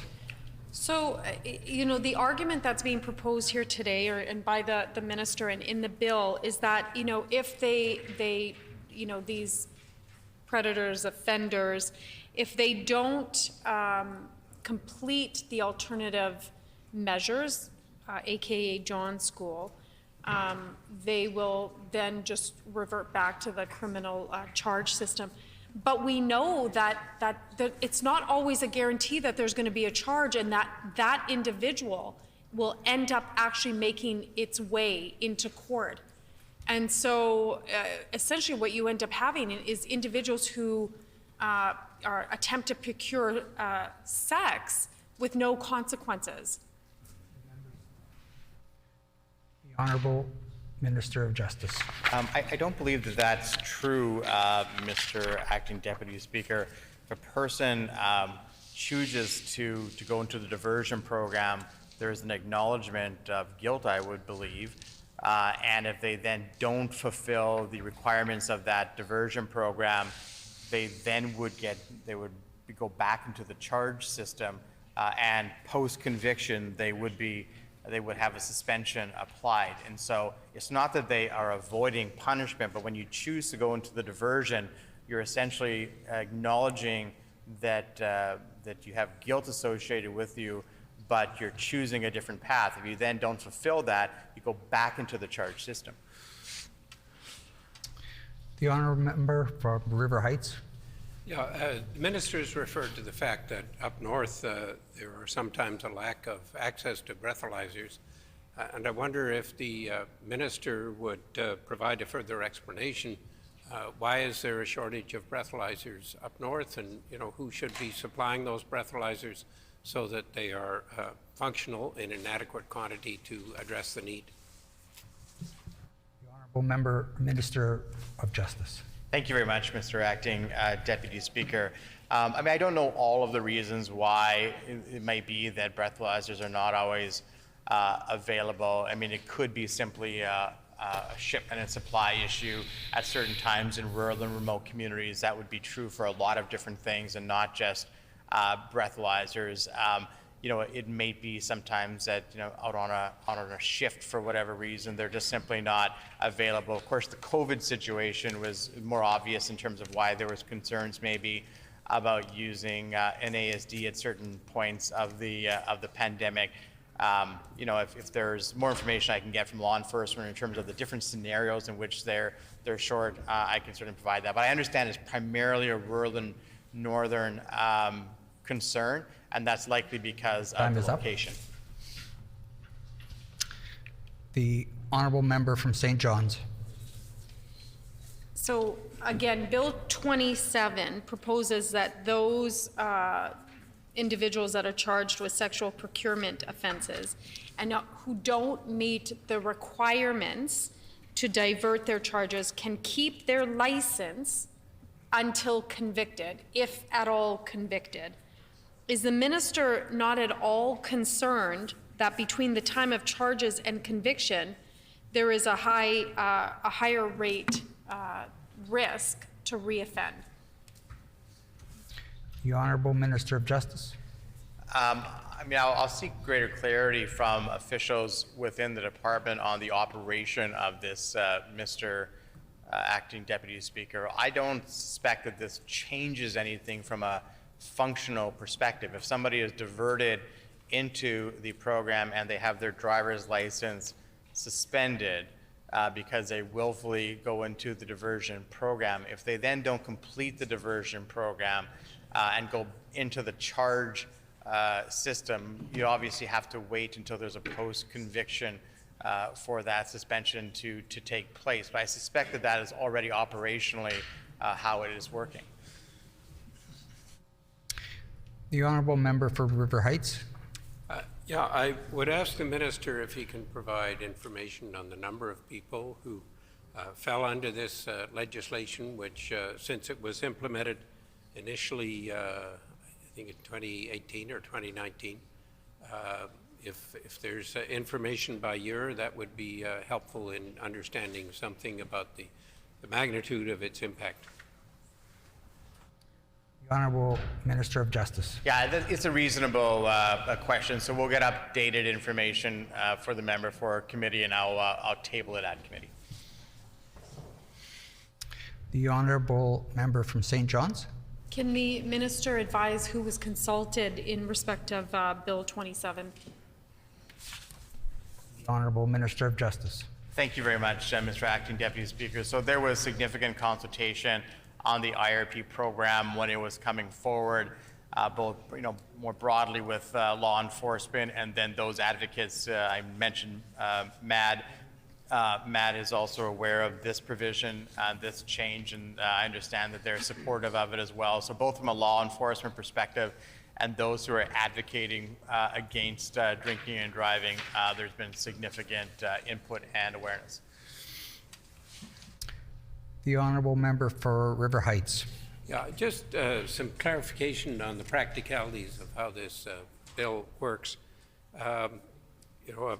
The A person with a restricted license only permits the person to drive a vehicle equipped with an ignition interlock device for a specified period of time. If a person is found on a roadside test to be high on the breathalyzer, does that mean that the person can be driving? The interlock device presumably can't be put on the roadside, I would guess, but must be put on somewhere else. Is that correct? The Honourable Minister of Justice. Yeah, I believe that that's correct, but I'll get clarification for the member. The Honourable Member from St. John's. And so the bill focuses on diversion from the criminal justice system. What is the minister proposing here to reduce recidivism? Honourable Minister of Justice. You know, it's a fair question, and it's a question that I asked when the initial bill came forward as well. I was in a different role, but asked the question, and there's good evidence that if, and of course, the penalties that exist if you go into the IRP program essentially mirror the penalties that if you go through the criminal system, but they happen much more quickly. And there is a good deal of evidence that if you can bring the punishment, it doesn't matter what the crime is, closer to the actual action, the criminal action, if you bring those closer together, it can reduce recidivism because people see the punishment as coming closer in time to the act. The Honourable Member for River Heights. I'd like to ask the Minister a little bit of clarification with regard to if there's an individual who is given, comes under this act, and they then decide to move to another province, what is the situation in terms of them being able to get a license in another province? The Honourable Minister of Justice. Yeah, I mean, when the province of Manitoba has a number of different cross-jurisdictional agreements when it comes to the criminal justice system, when it comes to driver's licenses, and we see that on something much more minor when it comes to tickets. If you get a ticket in one jurisdiction from photo radar, for example, not speaking from experience, but if one didn't pay for that ticket, it could result in demerits on your driver's license in Manitoba, even though that happened in another province, and those agreements exist between provinces. On the specific operations of this, I'll provide the member more information at committee. The Honourable Member for St. John's. Bill 27 focuses again on diversion, but I'm curious if the minister looked at what other provinces are doing in respect of drafting this legislation. The Honourable Minister of Justice. I believe that this model is used in other jurisdictions, and again, I think a large part of what's happening within the criminal justice system, it's not just about diversion and to keep cases out of the criminal court system, although that has its own benefits. But it's about trying to bring the punishment closer to the actual action. Sometimes we've heard the term access or justice delayed is justice denied. There's truth to that, and if you can bring punishment closer to the actual action, it does itself lend itself to be a deterrent for those on action. So that is a big part of why other provinces and Manitoba have done this. The Honourable Member for River Heights. Yeah, Mr. Speaker, my question to the Minister has to do with the fact that these changes are happening just a couple of years after the bill was initially implemented. It seems to me that this indicates that the bill as originally brought forward was not as well thought out as it should have been, and that there were clearly mistakes in the way the original bill was drafted. Can the Minister explain why those mistakes were made when the bill was drafted and what he's doing to make sure that there aren't other mistakes in the future? The Honourable Minister of Justice. I think we must be getting close to the end of the question period because we've moved from the very substantive questions for the member for River Heights, which I think had lots of merit, to the questions of how can we just cast blame on folks. The reality is that any piece of legislation often has unintended consequences. I don't think at the time that this bill was brought forward, people were predicting a 1 in 100 year pandemic and the consequences that could exist in a lot of different places, including the reluctance to use ASD devices. So I think rather than trying to poke and point fingers at good department officials who are bringing forward pieces of legislation, I would commend them for seeing a way to fix a problem that came up largely as a result of a pandemic. Honourable member for St. John's. Miigwech, Acting Deputy Speaker. I'm curious in respect of Bill 27, what kind of Manitoban or does the minister intend to divert from prosecution? Like first-time folks, more than a one-time offense? So who is the minister looking to divert?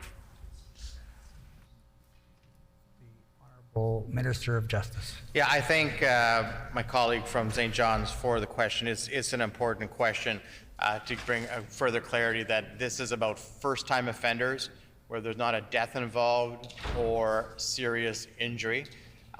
So it is about those limitations. It has to be a first-time offender, no serious injuries or death involved. It's a good question. The honourable member for River Heights. I just wanted to clarify for the minister. I was in no way putting blame on the good officials, but I had expected that the minister who would have introduced it initially would accept some accountability for having brought in a bill which was not as good as it should have been. So if this was just for the pandemic, it wouldn't need to be done, but clearly it's more than just for the pandemic.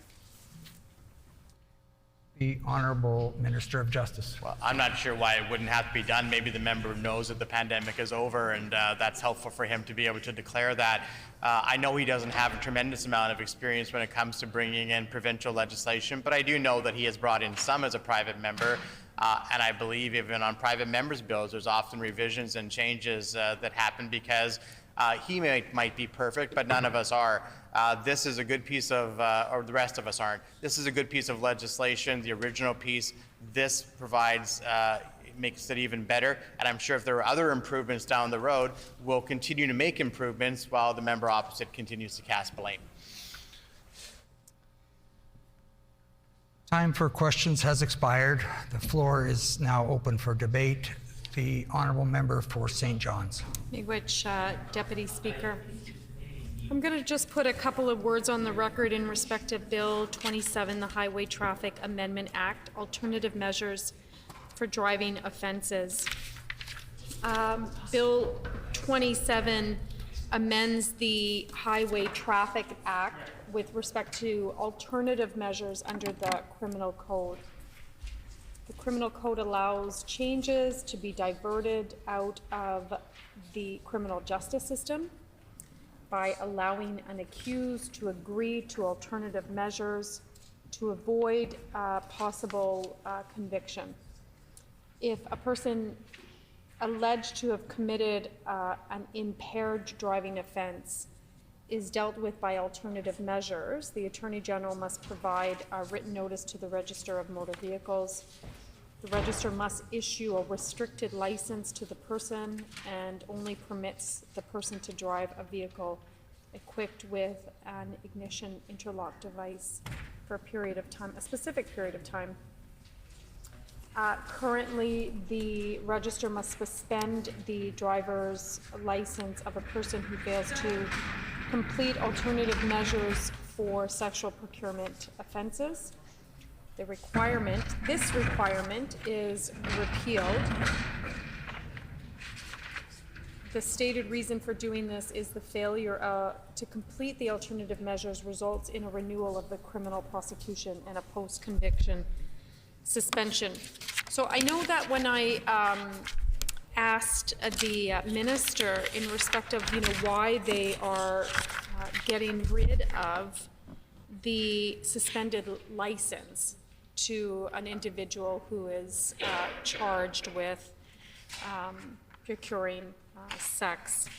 The minister's saying that, well, it will happen if they don't complete the diversion program. But in reality, though, there's not a guarantee, as I said in my question again, there's not a guarantee that an individual who is charged with an offense for sexual procurement, if they do not complete the diversion program, there's no guarantee that this individual is actually going to make its way through the court system.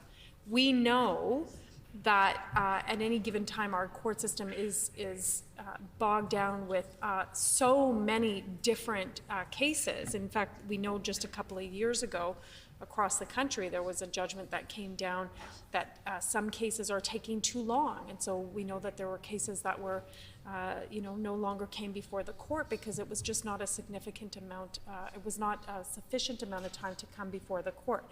So we know that not everything comes before the courts. We know that actually right now in Manitoba we don't have enough judges as it is. So, there's no guarantee that somebody who is charged with an offense for sexual procurement will actually make its way into the court system. And so what this, the changes in Bill 27, what effectively that's doing is ensuring that you have individuals who are in some cases preying on some of the most vulnerable and marginalized Manitobans with no consequences at all. At least, when an individual has a suspended license, there's consequences. There's consequences for individuals who drive to a particular part of our city, and a particular part of our city that most often is racially constructed and racially divided, so that individuals, and again, if you know the demographics of those predominantly men that go and seek procurement of sex from sexually exploited individuals, you'll know that these men come from all over the city. They come from every area of the city. They come from every socioeconomic background. And so you have individuals that come, they know they can go to a certain part of our city. They know that they can, drive up and down in their cars, and eventually they will come upon, again, predominantly women, not always, but predominantly women, and in some cases, girls. And they can seek, get the procurement of sex. And if they're caught, which, the reality is most are not caught. Most do not come into contact with the WPS. More often than not, they don't. I think 1 year, I can't remember what year that was, there was only 120 individuals that were diverted to the so-called John School. But we know that there are more Manitobans that seek out the procurement of sex services. So we know that there are a lot that do not ever come into contact with the police. And so you have all of these individuals now with Bill 27, when Bill 27 receives royal assent, who will have no consequences at all. And let's be honest here in this chamber today, a lot of these men that go into a particular area of the city to procure, the sex from, again, vulnerable Manitobans, a lot of them are married. And so, at least if you're suspending their license, in some way you're holding these men accountable, maybe not within the criminal justice system, but you're certainly holding these men accountable at home when their wives or their partners are asking what the heck happened to their license. Now, you have an individual who you have married man who goes to, particular area of the city to procure sex from vulnerable Manitobans. Now, with the changes in this legislation, he doesn't have to say anything. There's no way that anybody in his family is going to find out that he did what he just did, if that is he comes into contact with the police, which again we've established many do not. So, I would disabuse the minister in respect of it will make its way down the court system. At least there's some measure of accountability immediately. I mean, we have Manitobans that come into contact with, police or come into conflict with the law, and who are held for lesser offenses than the procurement of sex of the most vulnerable, who come into contact for lesser offenses, and yet their consequences are, you're thrown into remand, you have to go before the judge for bail application, you're maybe released and you have all these conditions. So we have segments of the society, segments of our society, segments of Manitoba, who get more consequences than men, and again, predominantly, we can say, or I don't know, predominantly, but certainly married men, who go and try to procure sex services, the services from the most vulnerable Manitobans. Now this bill ensures that there's really very, very little consequences to doing that. So I have to say I'm really disappointed about that. I remember years ago,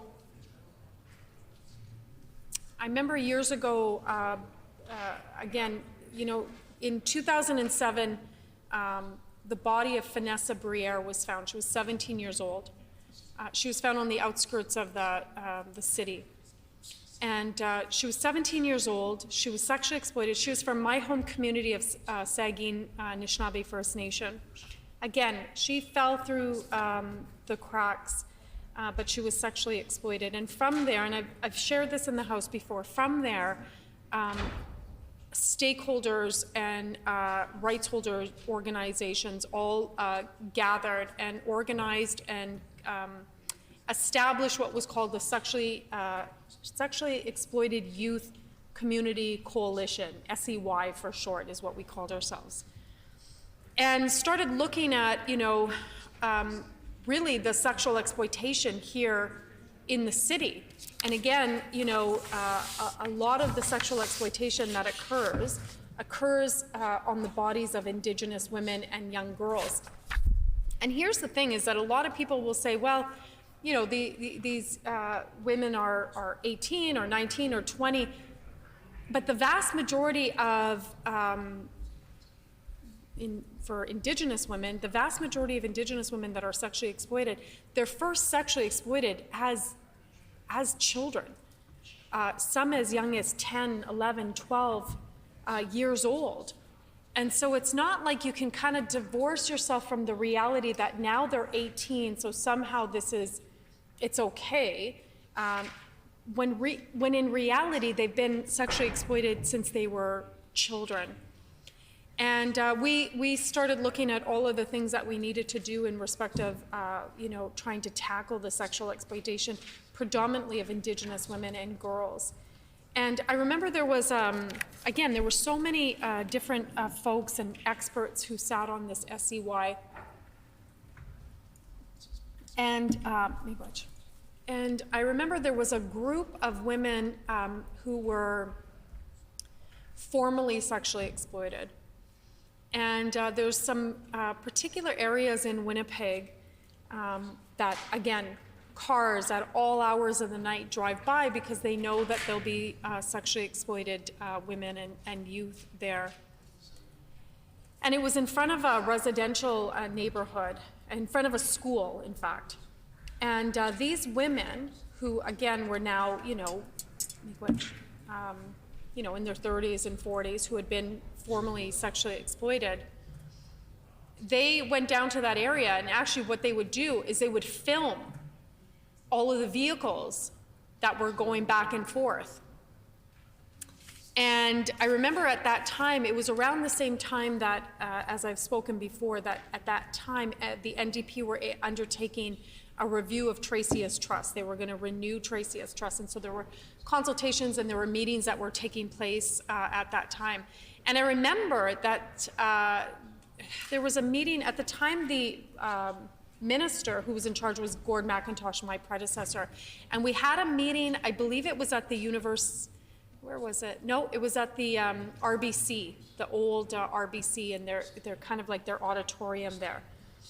And there were women that proposed, and we talked about why can't we, as a society, and in this case, the question was for the government of the day, why can't we, when men go and prey upon Manitoba's most vulnerable for the purposes of sexual exploitation, why can't we publish their names? Why can't we publish their pictures? Why can't we publish their addresses? And for a whole host of reasons, that's not doable. I mean, I don't think you'd see any complaints from a lot of folks in respect of publishing, you know, Manitobans' faces and names and letting their families know what they're doing, sometimes during their work hours or when they're not working, what they're doing. And I don't think that any woman, if they were married to a man who was doing this, wouldn't want to know that their husband or their partner is going to particular areas of the city and sexually exploiting, you know, vulnerable, you know, Indigenous women or girls. So, you know, when we look at here, again, you know, taking out, repealing this piece about your suspended license is basically like a freebie for these individuals that do end up getting, coming into conflict or contact with the police. Because now there's nothing. You can pay your $800 and go to this, you know, again, for lack of a better word, it's called John's School. It's not really what it's called. It's, what's it called? Anyways, you know, you can pay your $800, you know, participate, and then we really have to kind of get into the analysis on what participation really means. You know, you have individuals that will sit there, but, you know, maybe listen, maybe take it in, maybe not, maybe doesn't really care, maybe still kind of justifies. You know, you have a lot of these individuals that will say, well, I was helping her out. She needed money, so I was helping her out. I don't know if anybody's ever read Victor Malarick, I think is his name. Am I saying his name right? Victor Malik, I think. Yeah. So he's amazing. He's written 2 books that I would recommend to everybody who wants to kind of get a better sense of the sexual exploitation of women and girls, not only here in Canada, but actually across the globe. He wrote one, it was called The Natashas. And what he did was he looked at the sex trafficking of Eastern European women and that trafficking that goes on. But then he also wrote a book, it's called, I think it's called Dear John. And what he did, something like that, I can't remember the name of it, but I would recommend to everybody to read these books. Like, it does give you a good sense. But what he did in Dear John's, which is his second book, is he infiltrated these different groups, these different, you know, online groups of predators, different areas that he would go. And because he wanted to have a better sense and understanding of the men that seek out the procurement of sex. And one of the things on all the men that he interviewed and all the men that he, you know, established these kind of like relationships with to get a better insight, you know, all of them said the same thing, that they believed they were doing these women and girls a favor. Like, they didn't see anything wrong in their behavior. They didn't see that they were sexually exploiting women. And so when you look here, when you look at Bill 27, and you look at, you know, that there's kind of less enforcement now in respect of getting rid of a suspended license, which, by the way, I would imagine that everybody in the House would agree is actually the bare minimum that we can do. It's literally the bare minimum that if you come into contact because you're in the process of procuring sex from vulnerable Manitobans and your license is suspended, it's actually the bare minimum. And, now we don't even have that. So it's even less than the bare minimum right now with the changes in the in Bill 27. And again, let me put it on the record. There's no guarantee that if an individual doesn't go to John School and doesn't pass John School or do whatever they've got to do, there's no guarantee that they will actually make their way into the court system. Is John School perfect? Is it a perfect? Absolutely not. Absolutely not. I suppose, it's again, it's diversion, so it's one set of consequences, but eliminating the need for, or eliminating a suspended license, honestly, is like a free-for-all. It's a free-for-all within a system, like within the context of a system that not all men who go out, who prey on the most vulnerable in respect of procuring sex services, get any consequences. So, and I know that if this change, and again, I cannot stress how much this is. This is the bare minimum, the bare minimum. I know that back in 2007, 2008, 2009, when this stuff was going on around Manitoba in respect to sexual exploitation, I can tell you that the folks that we were working with, that I was working with, would be incredibly disappointed with this. And so I don't think that this is a great a change. I know it's not a great change, and it's kind of disappointing to see. So again, I know I was talking about Victor Malik. I do want to just go back to, again to indicate that, so you have these individuals that are going to procure the sex services who believe that they're actually doing good because they're actually helping women and girls. That's what they believe. And so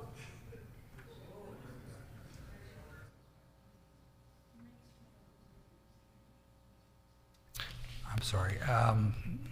I would just remind the member we are on Bill 27, the Highway Traffic Amendment Act, and I think I think we've wandered a little bit off, and I've given a fair amount of room and latitude for the conversation, the comments that are made. I would just ask the member to bring her comments back to the bill under consideration, which is Bill 27. The Honourable Member from St. John's. So let me just share, Deputy Speaker, that I've been working on the issue of sexual exploitation, predominantly of Indigenous women and girls, since 1997. And this bill is, and let me read it. So what I'm putting on the record is relevant. It's not in any way, shape, form not relevant to the discussion on this bill. Currently, the Register must suspend the driver's license of a person who fails to complete alternative measures for sexual procurement offenses. The requirement is repealed since the failure to complete alternative measures results in a renewal of the criminal prosecution and a post-conviction suspension. Discussing the reasons why predominantly men sexually exploit is entirely connected to the repealing of individuals' suspended license. It's entirely connected to that. In fact, it's all connected to that. So I would disabuse that it's not connected in any way.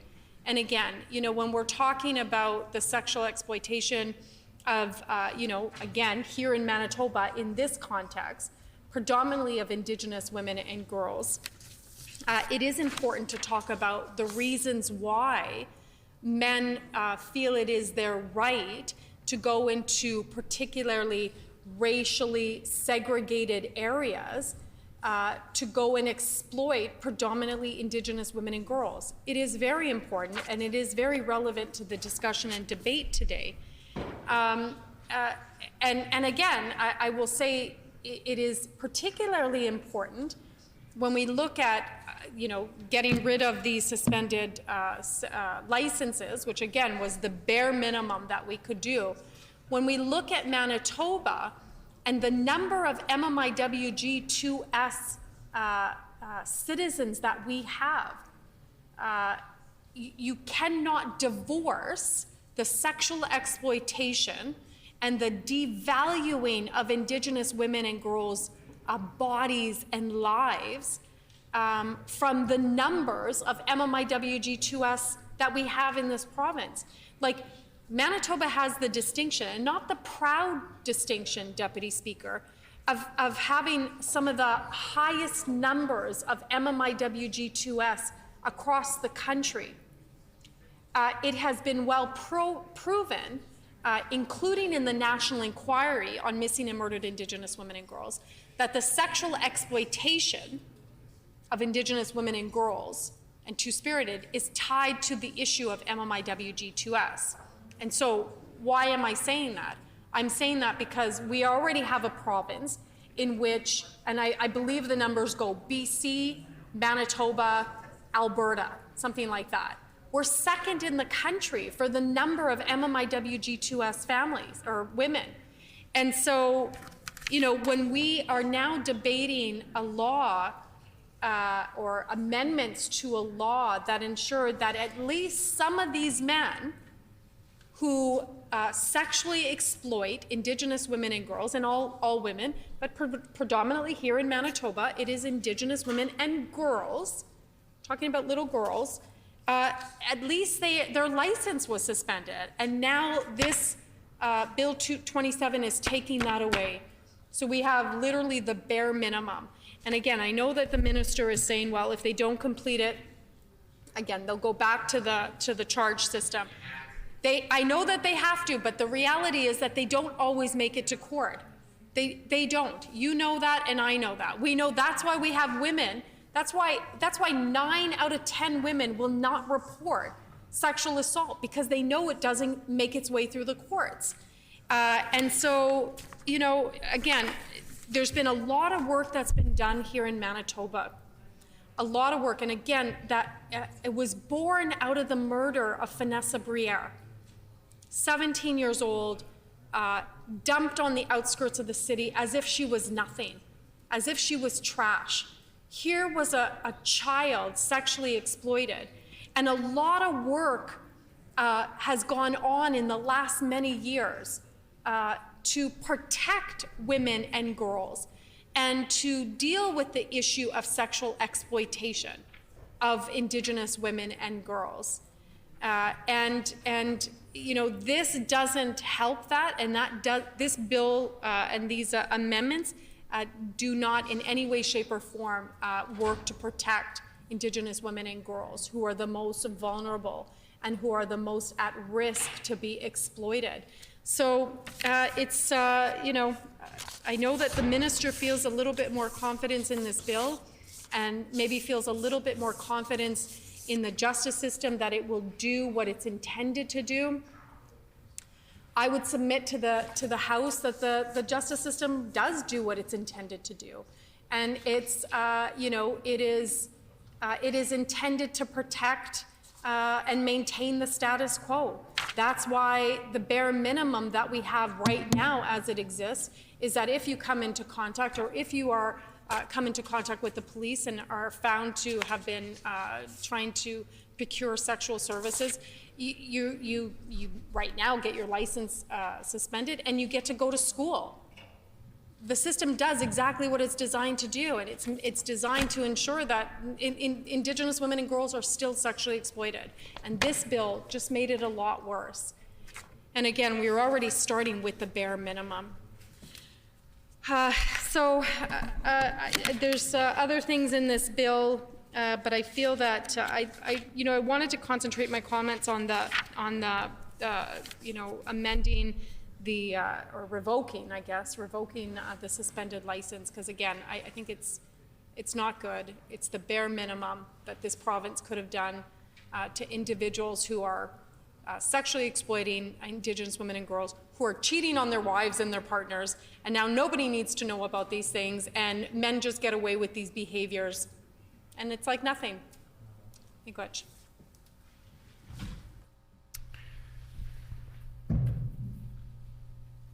Is it, oh, the honorable member, John, the honorable member from Borderlands. Right on. Thank you, Mr. Speaker. Appreciate the opportunity just to put a few words on the record. And I want to thank the Minister of Justice as well for his work on this bill. Impaired driving is the #1 criminal cause of death in Canada and the #1 cause of death of Canadian youth. And so it's important that those who drink and drive face the consequences, and as well as you know, the victims of accidents involving impaired drivers, where people lose their lives or they're injured, and the victims are often the family and the loved ones feel the consequences. And so there needs to be a balancing where we stand up for victims' rights and make sure that those who commit these egregious offenses bear the consequences, and that they're rehabilitated to the extent possible, that they don't recommit these offenses, and that they learn from their decision. And so this bill is important. It addresses a gap where individuals who are charged with impaired driving but are not, I guess, due to the unavailability of a breathalyzer or an approved screening device, ASD, they are not dealt with at the roadside by immediate roadside prohibition sanctions, and so they're instead, they go through the criminal court system. And so there's a unique situation there where then they are eligible for the immediate roadside prohibition program sanctions, but they don't bear them. And so this bill ensures that they do. And so I think it's important. There's a number of things we can do to combat drinking and driving, such as this piece of legislation right here. And there's things like enforcement, sanctions, which again is what we're talking about. And then there's things like public awareness. And I think of organizations like Mothers Against Drunk Driving, which do great work to ensure that that the public is aware of the consequences of drinking and driving. And I applaud them for their work and awareness on that. I think to my time as a student in high school, when we were visited by a former RCMP officer who sustained severe burns to his whole body as a result of a fiery crash that he was involved in trying to stop a drunk driver. So clearly this is a problem. This legislation ensures that individuals who commit these offenses receive consequences that are appropriate, and that they go through the appropriate programming and learn from their mistakes. So without any further comment, Mr. Speaker, I yield my time. Thank you. Good job.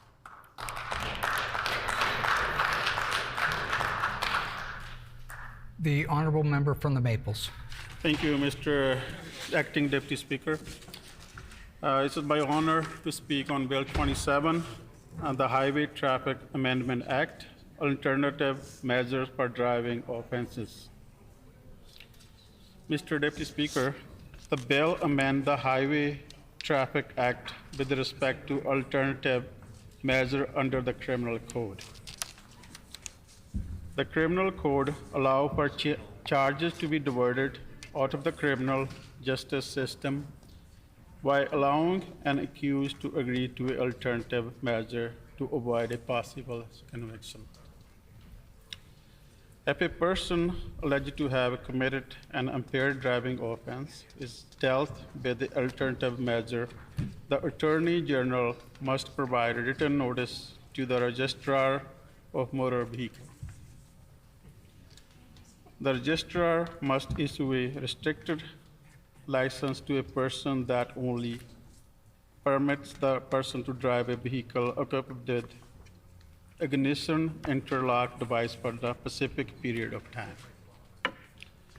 Currently, registrar must suspend the driver's license of a person who fail to complete an alternative measure for sexual procurement offenses.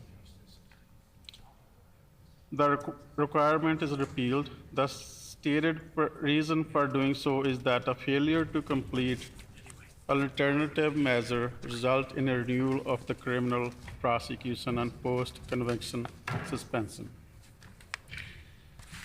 Mr. Acting Deputy Speaker, it's good to see that these are the only for first-time offenders.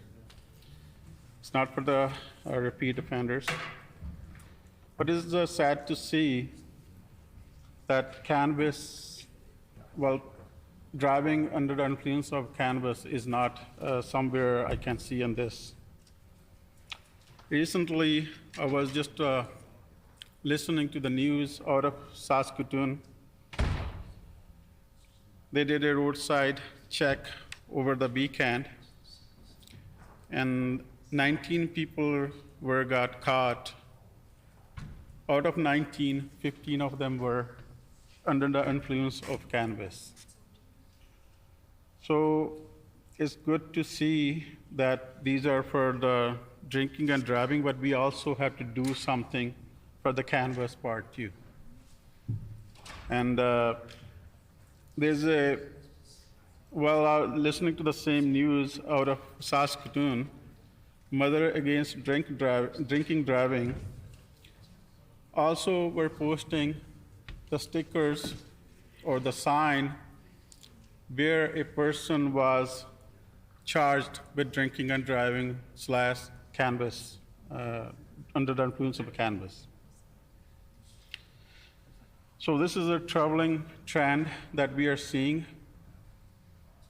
Haven't seen anything in Manitoba, but I'm sure this is the same thing is happening in Manitoba. Haven't seen any numbers so far from Manitoba. And all families should feel safe on the road. As Mr. Deputy Speaker, you know that you drive every few days from Dauphin to Winnipeg, and there's so many other members are also driving to Winnipeg. It's not only for the safety of us only in this House, it's the matter of safety of every person driving on the road. Personally, Mr. Deputy Speaker, had recently went to Brandon on Royal Manitoba Winter Fair, and there's other members were there too. So that's driving from Winnipeg to there. That's not just for my part only. Again, there were so many other members, and there are so many other people also drove to Brandon from other communities. And within a couple of days, I was driving back to Brandon again, taking my daughter on the road for a volleyball tournament. And there was thousands of people with the small children enjoying the volleyball tournament. We want to make sure everyone who is driving somewhere be safe on the road, be it the drinking and driving or even under the influence of cannabis. So, Mr. Deputy Speaker, our NDP team understands the impact that impaired driving is extremely serious and can cost millions in damage and, or more importantly, innocent lives.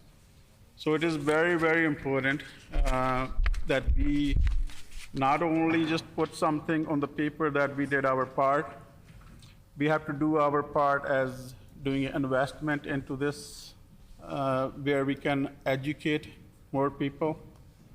And I was looking at, there was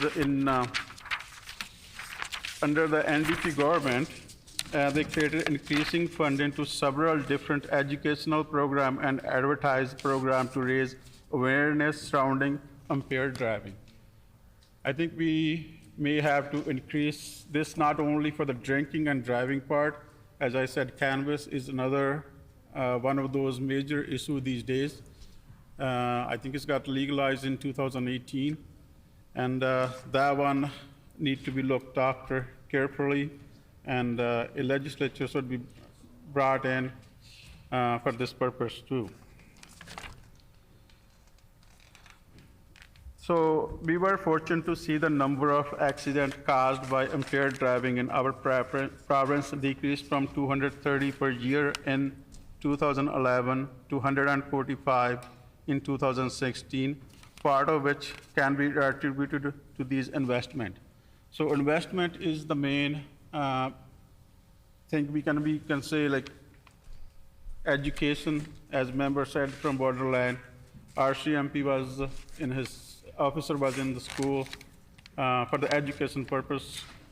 I'm sure there should be a more this kind of investment made into the society where we have less people drinking and driving.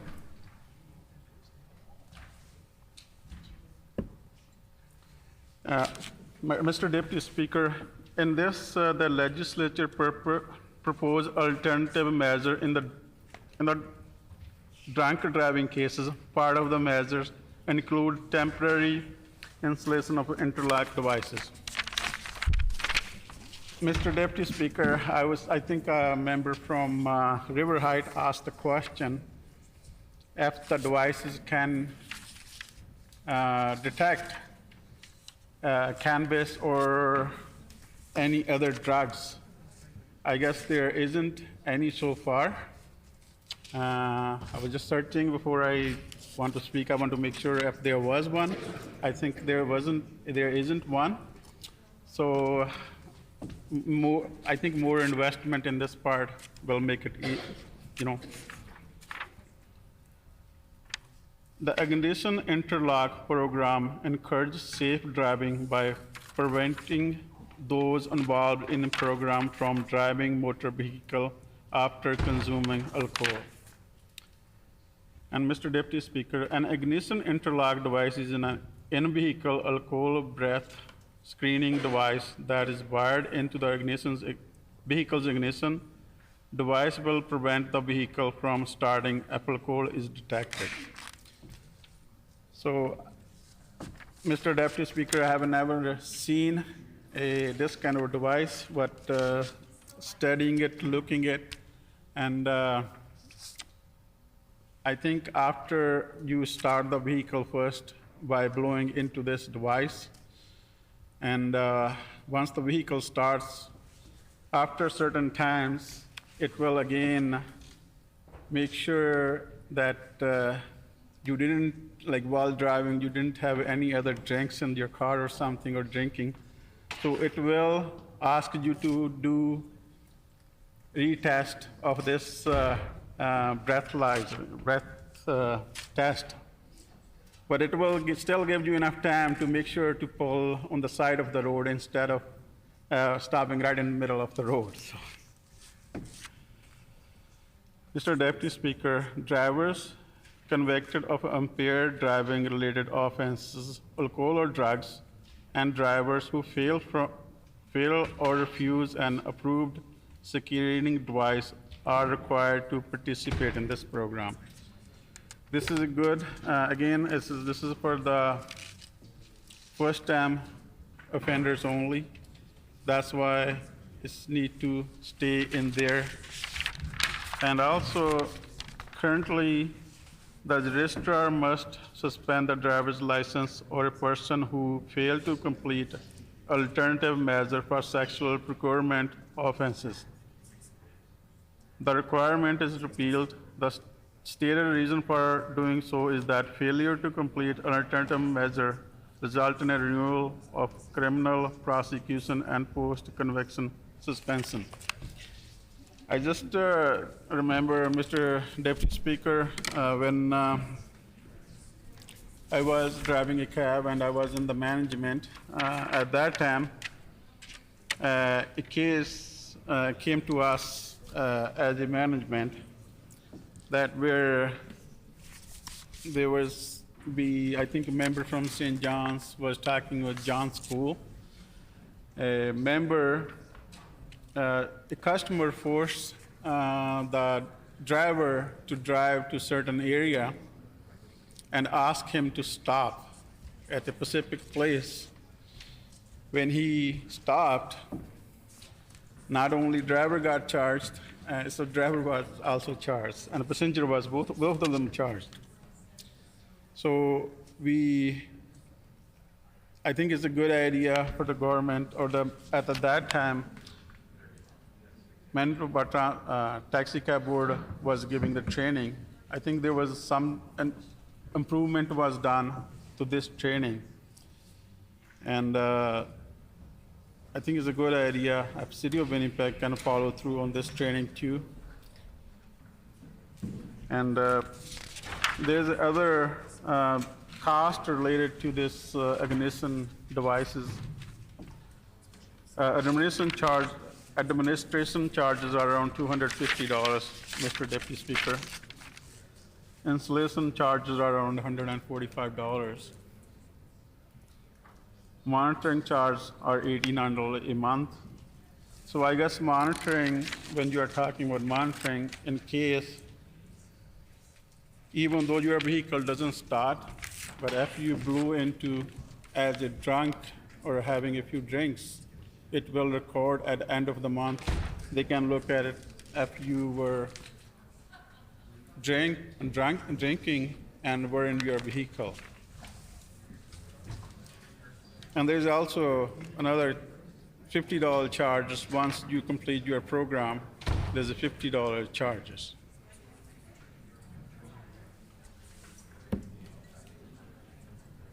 Mr. Deputy Speaker, because we value and prioritize the safety of Manitobans on the road, we are concerned with the PC cuts to public safety officer and crime prevention programs. Mr. Deputy Speaker, since they came to office, PCs have cut $75,000 in annual funding from the Gang Action Interagency Network, which helps youth access support to exit gangs. Investment is very, very important. Is it to be policing or prevention, and programs in the school for youth to teach that drinking and driving kills. I see MPI slogans on this. I think it's a good investment for MPI to be doing in this.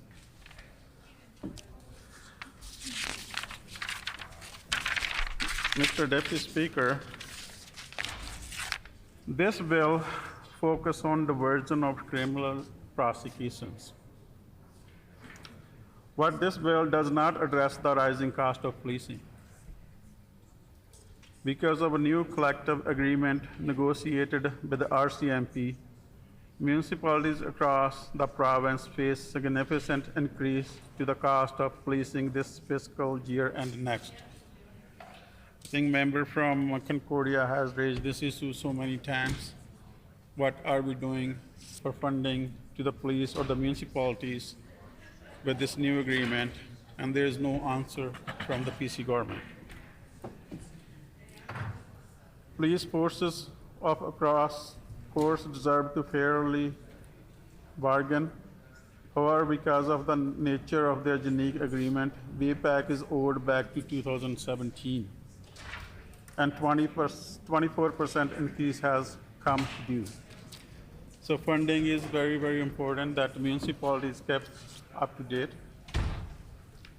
We have raised this issue several times with the minister. Communities across Manitoba are looking at 24% increase in the cost for the RCMP services. Many of the offenses this bill deal with take place in rural and northern communities where RCMP are contracted to provide services. Again, earlier heard that RCMP doesn't have the resources or the equipment to do a roadside checks. Again, investment is very important in this part. As I said, Mr. Deputy Speaker, I travel a lot, and I want to feel safe on the road, and so is the public out there should be feeling safe while driving on the roads. And with this, I'll give the floor to someone else who want to speak on this. Thank you, Mr. Deputy Speaker.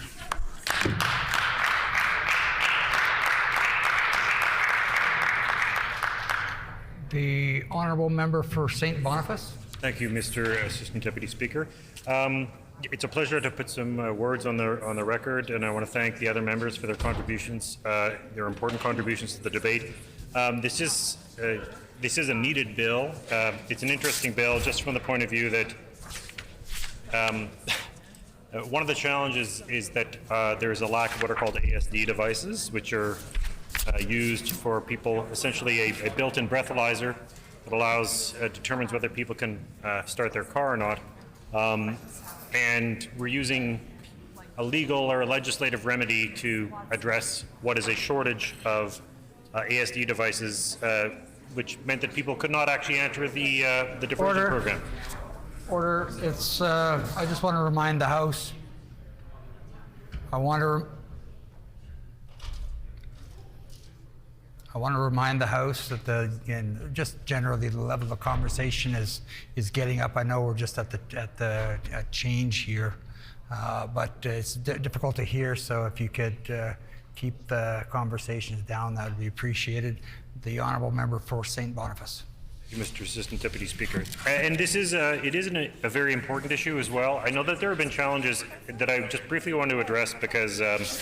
When it comes to access to these devices, that there are differences in the devices. I've heard concerns expressed from individuals in Thompson that a new kind of device was used that could be that people were able to do workarounds, so that that there are tests, that there are machines that essentially make it very difficult for people to pass the breathalyzer to make sure.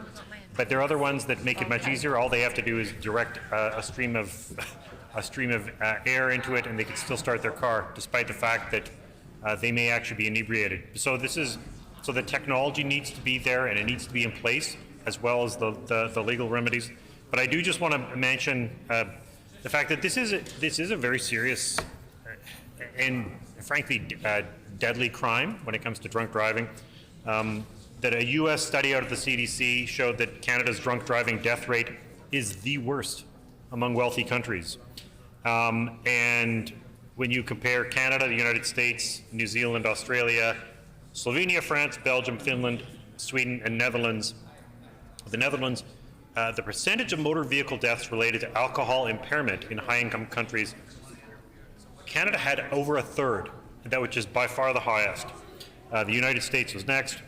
And one of the ways to do it is to address this is to have random roadside tests. MAD Canada has estimated the introduction of mandatory screening on roadways, which already exists in several European countries, would have a major deterrent effect, and it has succeeded in reducing roadside fatalities.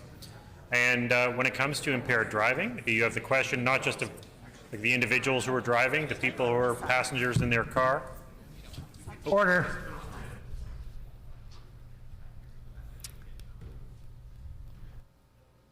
I want to remind everybody again, it's very difficult for me to hear. The level of conversation across the House here is high, and I think we need to everybody give respect.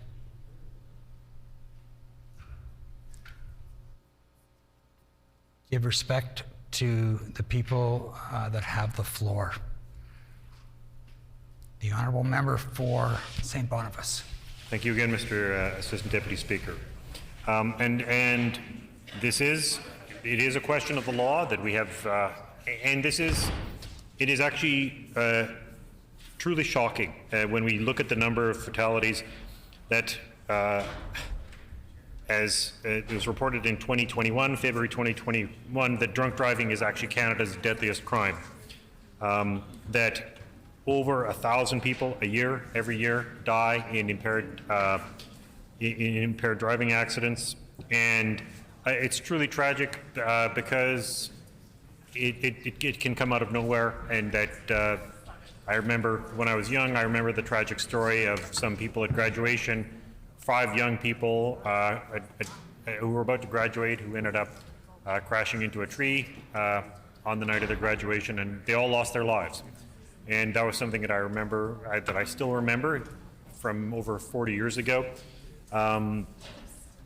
Because it was something that there was, you know, one of the people who died was a kid who grew up on my block.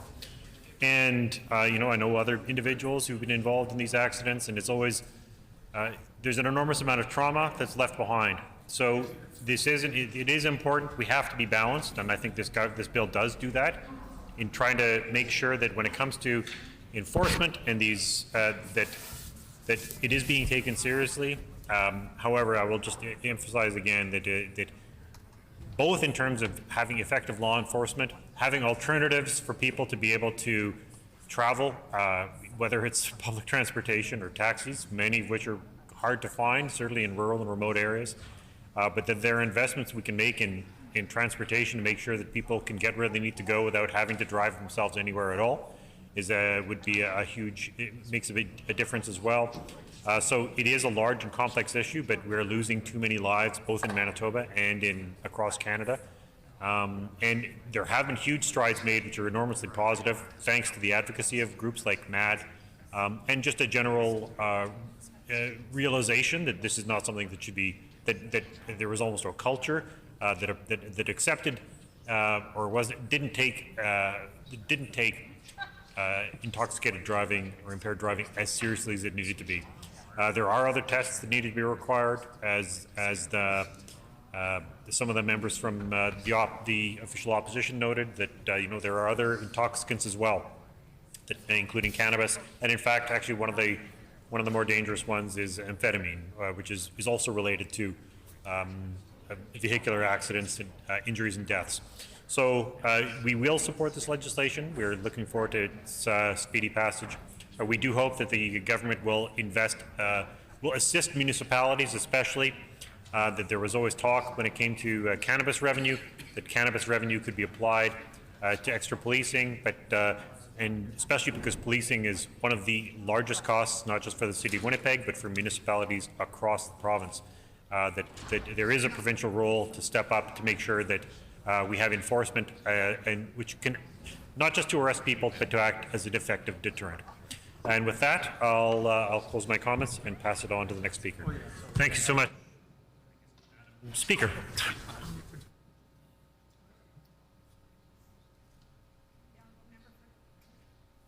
The Honourable Member for Concordia. Well, thank you very much, Madam Speaker, and I can see there's a quick change happening here, so I appreciate the quick work of the Speaker to recognize me. Thank you very much for the opportunity to speak this afternoon to this particular bill, Bill 27. As I think many of my colleagues have identified, this is an important piece of legislation. We know that this bill amends the Highway Traffic Act with respect to alternative measures under the Criminal Code. Criminal Code allows for charges to be diverted out of the criminal justice system by allowing an accused to agree to alternative measures to avoid possible conviction. And we also know that if a person is alleged to have committed an impaired driving offense, they can be dealt with by alternative measures, and if that is the case, the Attorney General must provide written notice to the Registrar of Motor Vehicles. And the Registrar then would issue a restricted license to that person that only permits the person to drive a vehicle equipped with an ignition interlock device for a specific period of time. Currently, we know, Madam Speaker, that the Registrar must suspend the driver's license of a person who fails to complete alternative measures for sexual procurement offenses. This requirement is repealed in this legislation, and the reasons for doing so, as stated by the government, is that the failure to complete alternative measures results in renewal of the criminal prosecution and post-conviction suspension. Now, I know the member for St. John's has very thoroughly addressed the last point there in my opening remarks.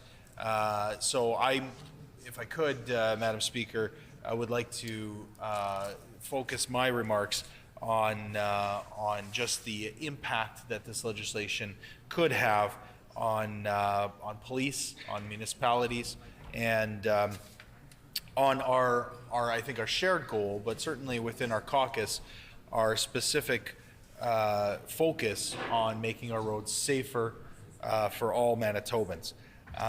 You know, we as New Democrats have shown time and time again in this House and elsewhere that this has been a major plank and a major focus of our legislative agenda when we were in government. And I think it's one that is, quite frankly, is reflected even now in the work that the government is now carrying on and bringing forward here in the form of this legislation.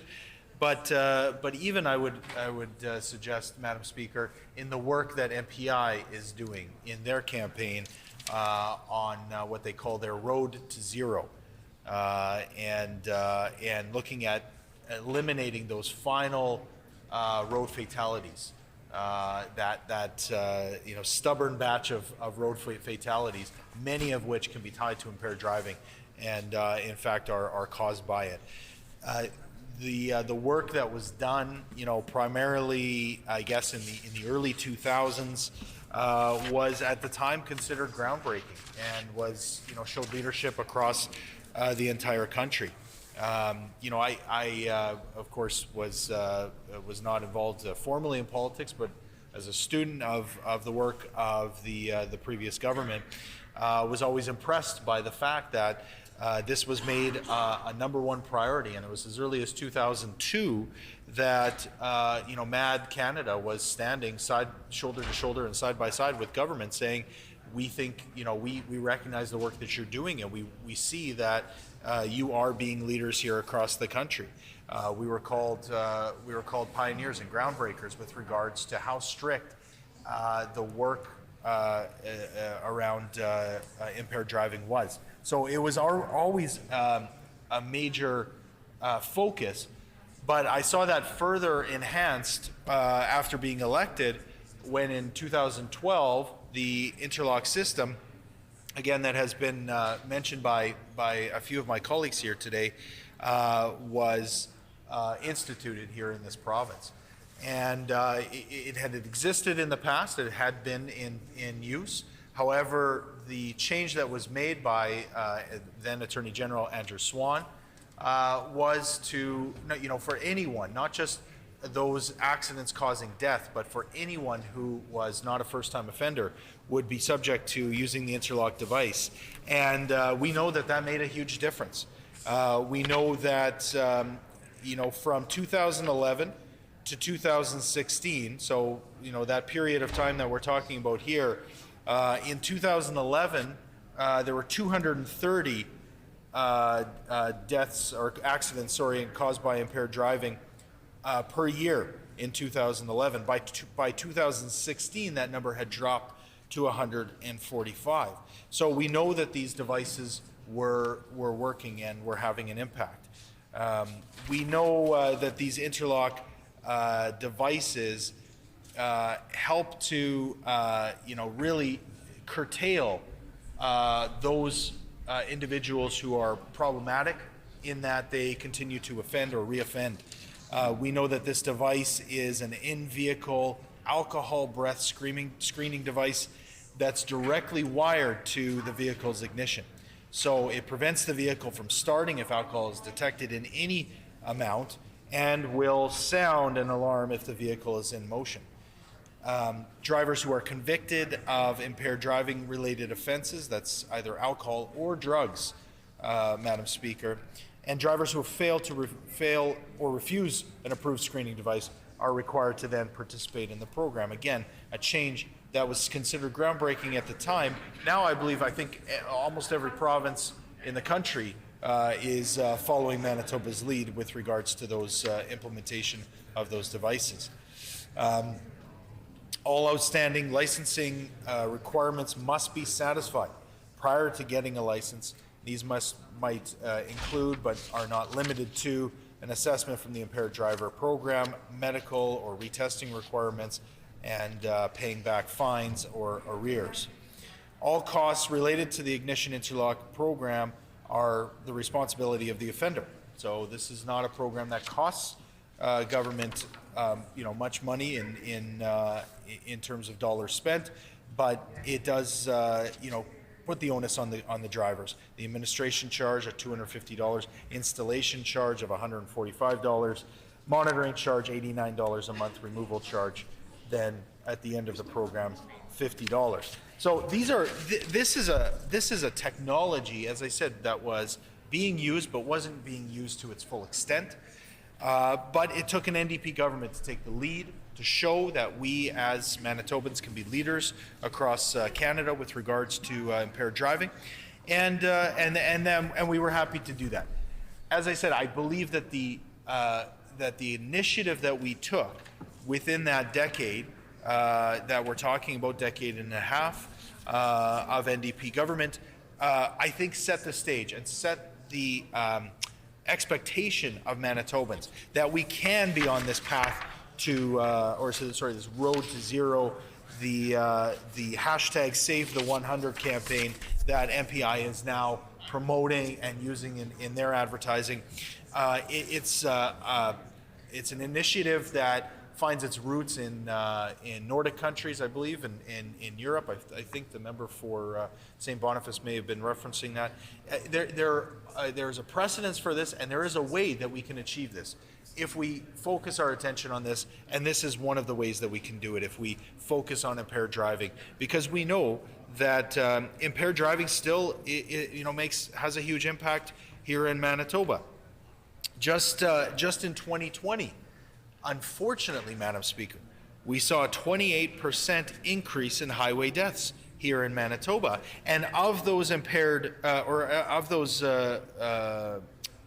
accidents, impaired driving accounted for half of the fatal crashes, and in around 34% of cases, the deceased wasn't wearing a seatbelt. So these are concrete ways that we can address this issue and be on the road to zero. Half of fatal crashes are the result of impaired driving, and that overall number, was increased 28% just in 2020. We have work to do, Madam Speaker. There is work that we need to undertake as legislators. This legislation can be part of that overall strategy. But, at the end of the day, Madam Speaker, it is our law enforcement that are taking on the responsibility for enforcing these laws. And, our kudos go out to their work and appreciation for their work in making sure that our highways and roadways are safe from impaired drivers. So while we can give them the tools as legislators, it is important that we remember we need to support our law enforcement who are out there doing the work. And, this government has shown that they don't have that same sort of commitment. And I do believe that there is a serious disconnect between the words being spoken by the government in terms of their legislation or their proclamations, and then the actual funding that impacts how our police services and our RCMP are able to do their job. Specifically, with regards to the RCMP, we know that currently there was a settlement that was reached at the federal level with the RCMP, between the federal government and the RCMP with regards to their wages. Of course, we want to make sure that our police services are well funded in terms of their pay for individual police officers and RCMP. They came to an agreement. They have a settlement in place with regards to their wages, and this is no small amount. This was a substantial increase in wages. Again, as was negotiated in good faith. But what this has meant is that not only do our municipalities, in many cases, in other cases the provincial government, not only are they on the hook now for paying the additional wages to the RCMP going forward, But in fact, the settlement included a significant amount of back pay to the tune of this having an impact on municipalities north of 20%. Some have estimated 24% impact on their budgets.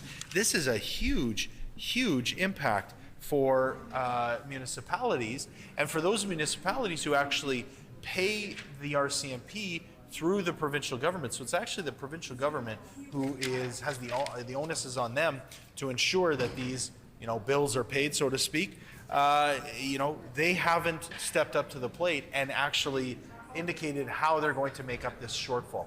This is a significant pressure on municipalities, but in the context of this bill, Madam Speaker, what I would argue is this actually impacts the work that the RCMP is doing out in the field.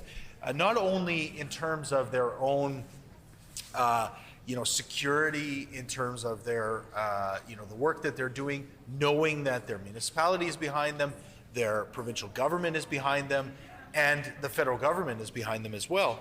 But I would also argue that it could impact the number of police officers that we see in these communities. For some communities, the RCMP being their main police force, they rely very heavily on having well-trained officers who are integral in their community and out there on our highways and our roadways, ensuring that impaired drivers and others are being that those laws that are applicable to them are being enforced. It is imperative that we ensure that there are no cuts to the police force here in our province. Municipalities come to rely on the work that these officers are doing. And so when they see a budget crunch that, quite frankly, is insurmountable in many cases with regards to the impact on their budgets, they're looking for any kind of help that they can get to make sure that they don't have to make these cuts. So, as the member for Maples, of course it is. The member for the Maples quite rightly said, I have brought this forward in the legislature in question period. We have worked with AMM to continue to put pressure on this government to step up. I asked, the Minister of Municipal Relations to stand up and to ensure that municipalities are feeling secure in their policing efforts. But I know in other provinces it has gotten to the point where they are exploring other options, such as provincial police forces. Now, that might be a road that municipalities here in this province want us to go down. But what I would suggest is that in the very near term, that in the current budget year that we're talking about, this needs to be resolved, and it needs to be resolved immediately, because we don't want to see RCMP further pressure to the point where they're not able to enforce in the way that we want them to bills like Bill 27. So there is a lot that this government needs to answer for when it comes to their lack of commitment when it comes to policing here in this province. We know that, and this was highlighted by others, but I do want to put it on the record, because this government has an abysmal record when it comes to supporting police services. $75,000 was cut from the Gang Action Interagency Network, the Spotlight Unit, an intensive anti-gang project with supports to youth at risk of gang involvement, the auto theft suppression strategy, which reduced auto theft in Winnipeg, as I mentioned, by 86% from 2004 to 2011, and 316 positions have been cut within the Department of Justice, which includes at least 47 positions from community safety. So this is their record of cuts and underfunding, and I think there's a real disconnect, as I said, between the words or even the legislation that's coming forward and the support for those who are actually enforcing these laws on the streets in order to keep our highways and our roadways safe here in the city and in the province at large. As I said, we have stood shoulder to shoulder with law enforcement to ensure that not only are we looking at the crime and ensuring that we're tough on that crime, but that we're actually looking at the social determinants of that crime as well. And I think when it comes to issues like impaired driving, there is a case to be made that this kind of legislation can be helpful to ensure that those individuals who need the help can get the help. It remains to be seen whether this particular legislation is the answer to that. It will actually suffice to ensure that folks are getting the help that they need, to ensure that if they have made a mistake, that they're not going to reoffend. Because we know that when it comes to impaired driving, a good portion of those folks convicted are reoffenders. So how do we go after those folks, but also understand that there are people who are maybe just one-time or first-time offenders that need some other kind of a program or answer to ensure that they don't become reoffenders and that they understand how their actions have impacted folks. So, Madam Speaker, I think there are others that want to speak to this bill. I do think that it is a bill that we're always interested to hear from the public and to have that input that we get at committee. This is the kind of bill where I do think there are so many good organizations. I mentioned Mothers Against Drunk Driving earlier, but I do think that there are others within the community that will have good input with regards to this. And I hope that not only are we hearing from those advocates against impaired driving, but that we're also hearing from those within the criminal justice system, because we know that this is there are lessons to be learned about how to best prosecute or deal with those folks who have been charged. And I think there's a lot that can be learned. And sometimes I guess folks think of us legislators that we kind of go behind closed doors, so to speak. We decide things or we talk about things, as a caucus or as a cabinet or with department, and we get their input. But it is nice that here within Manitoba we actually have that opportunity for the public to come in, to educate us, to give us some of their perspective. And so if my words carry outside of this chamber here today, I do hope that those folks that have that expertise are willing to give their time to us so that we can learn how we can better shape this legislation. And and as part of that, I would also hope that the government is open to amendments or other pieces of information that come out of those hearings, because I think that's when we operate best, when we're actually genuinely looking to implement these pieces of legislation the best that we can. So I look forward to learning more personally, but also to understanding just how we can better shape this legislation in the future. And I know that the member for St. John's, who as our justice critic, has done a lot of work to understand this piece of legislation, as well as the many others that are here before us in the Department of Justice. I know that she's listening and she's making sure that what they don't get right here and maybe doesn't get amended or doesn't get dealt with, that this is not a one-shot deal. That Manitobans understand that we have done it before. We have showed that we are take this issue and all road safety extremely seriously under the NDP. And that's not going to change. That's not going to change with the current member for, or the current critic for justice, the member for St. John's. It's not going to change with whatever the next cabinet and next leadership of this province looks like. But what I will say is that what we do want to do is we want to commit to Manitobans that this is just one step in the right direction. We will continue to enhance and improve these kinds of pieces of legislation. And my critic role as the critic for transportation, it fits very much within this as well. I have worked very closely with the member for the Maples as well, who is our critic for MPI, he's taking this kind of legislation incredibly seriously as well. And by having this kind of this team approach here, I think you have the people in place who are going to take this kind of work seriously and look to continually enhance and improve road safety. We are, I hope all of us, Madam Speaker, on that road to zero that MPI uses as their slogan.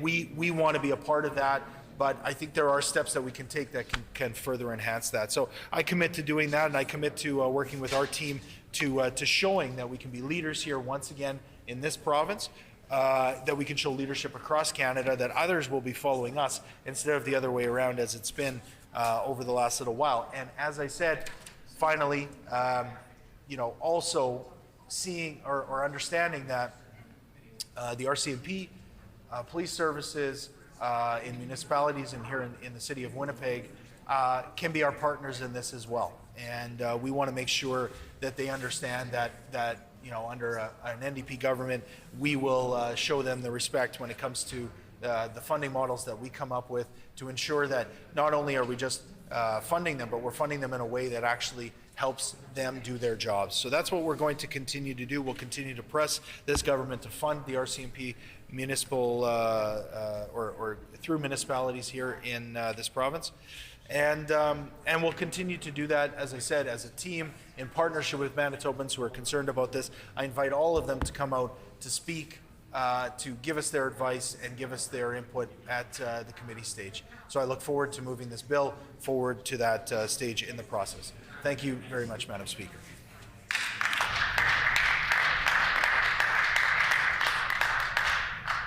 The honourable member for Notre Dame.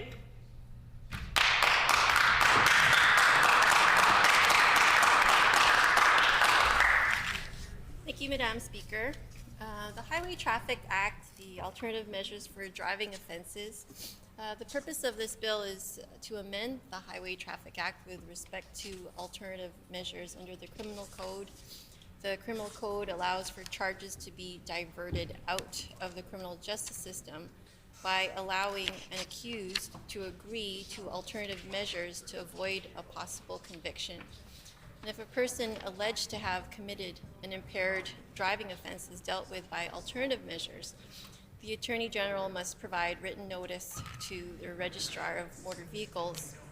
The Registrar must issue a restricted license to the person that only permits the person to drive a vehicle equipped with an ignition interlock device for a specific period of time. And currently, the Registrar must suspend the driver's license of a person who fails to complete alternative measures for sexual procurement offenses, and this requirement is repealed. The stated reason for doing so is that the failure to complete alternative measures results in a renewal of the criminal prosecution and a post-conviction suspension. And it's really that latter part, Madam Speaker, that we take issue, that on the side of the House we take issue with those changes about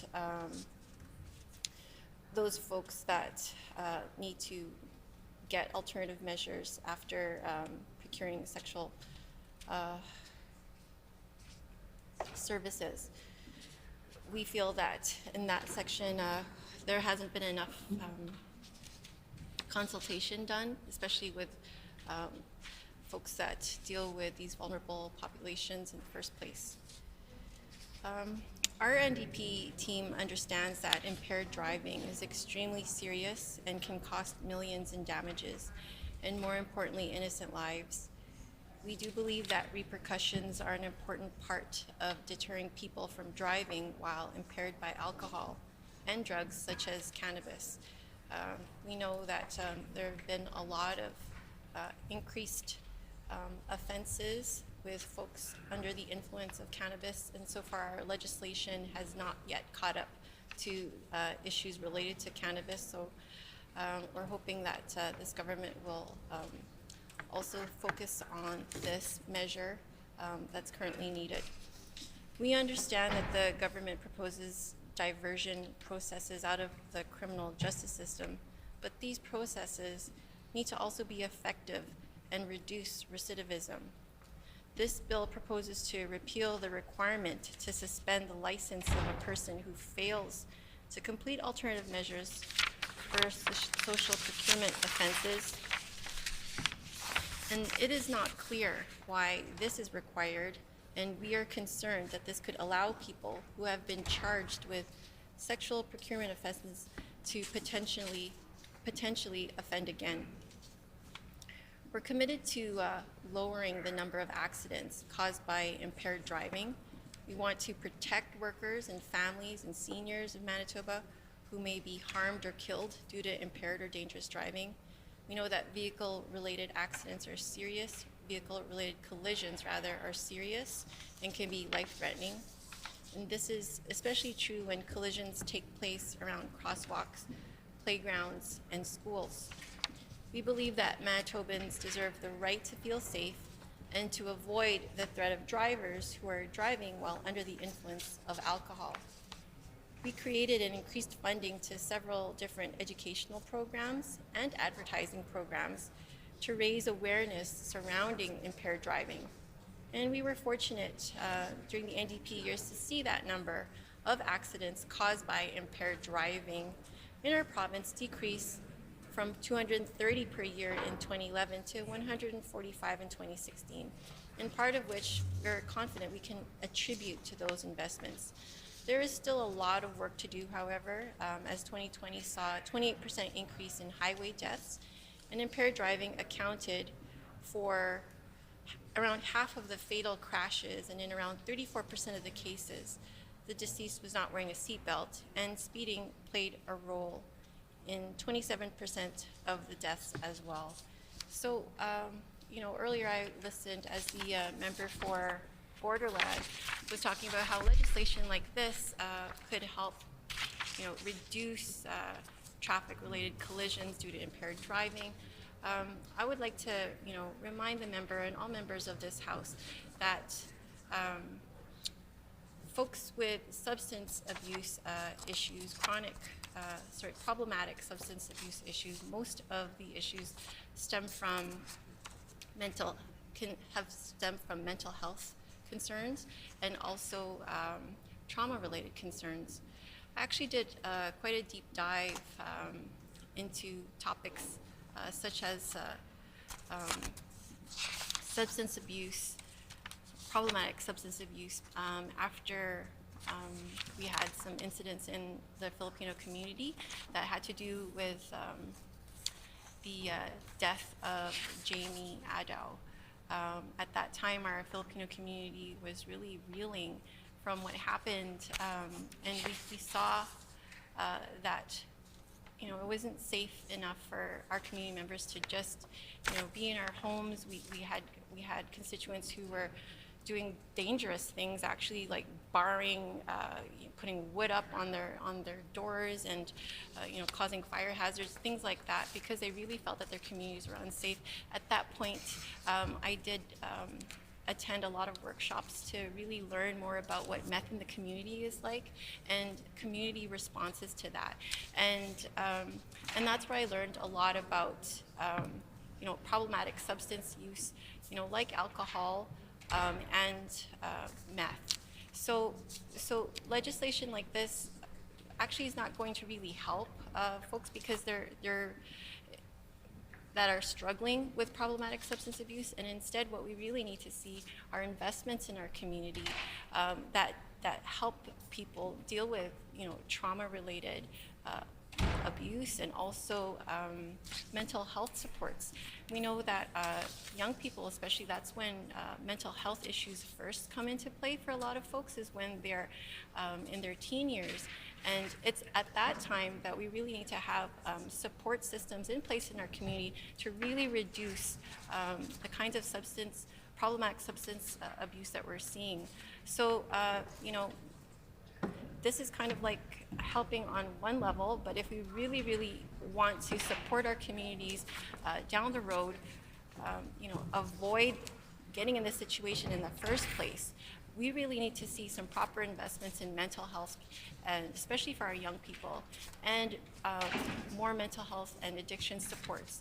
Part of the deep dive that I did was attending some really mind-blowing workshops that were organized by the Menno Simons College, and the Social Planning Council of Winnipeg. You know, they invited this researcher named Edward Durgan. And Mr. Durgan, Dr. Durgan, he really specializes in homelessness, study of homelessness, and meth use. So we were, so in that, it was a very good experience for me because I'd never really experienced too much outside of actually even my own home, you know, especially with these types of issues. But really, the Filipino community, we really needed to learn more about what's going on in our community, especially for those folks in our community that are really, really struggling with issues like this. So in addition to legislation like this, what we'd really like to see is more investments in mental health. And you know, just yesterday, I believe I saw Andrea Horwath, which is the NDP leader in Ontario, announce that part of their commitment and pledges was to introduce a universal plan for the health care in Ontario to include mental health services. And I think that that would actually go a long way to reducing this type of chronic and problematic substance abuse that causes these kinds of issues that we're speaking about today in the legislature. This legislation proposes alternative measures in drunk driving cases, and part of those measures includes the temporary installation of an interlock device. The Ignition Interlock program encourages safe driving by preventing those involved in the program from driving a motor vehicle after consuming alcohol. An Ignition Interlock device is an in-vehicle alcohol breath screening device that is wired. Finish? Okay. Well, I do have some other quick comments, Madam Speaker, just towards the end here about the sexual procurement offenses, and then I'll wrap up. But what I really wanted to press was that there needs to be proper community consultation when you are you know, dealing with such vulnerable populations. And you know, folks like the Mama Wichi Itata Center, like Diane Red Sky and Sunshine House with their director Levi Foy, these folks were not consulted in this part of the bill, and I believe that in the future this is really, really important to talk to these people because they're right there on the ground in the communities and they know what kind of impact this would make. And so in the future, that's what I would recommend to our other MLAs on across the way. Thank you.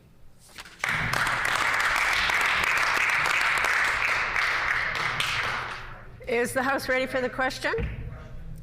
The question before the House is second reading of Bill 27, the Highway Traffic Amendment Act, Alternative Measures for Driving Offenses. Is it the pleasure of the House to adopt the motion? Agreed? Agreed and so ordered. I declare the motion carried. As previously announced, we will now move to second reading of Bill 8, the Court of Appeal Amendment and Provincial Court Amendment Act. The Honourable Minister of Justice. Thank you, Madam Speaker. I move, seconded by the Minister of Education, that Bill number 8, the Court of Appeal Amendment and Provincial Court Amendment Act, be now read a second time and be referred to a committee of this House.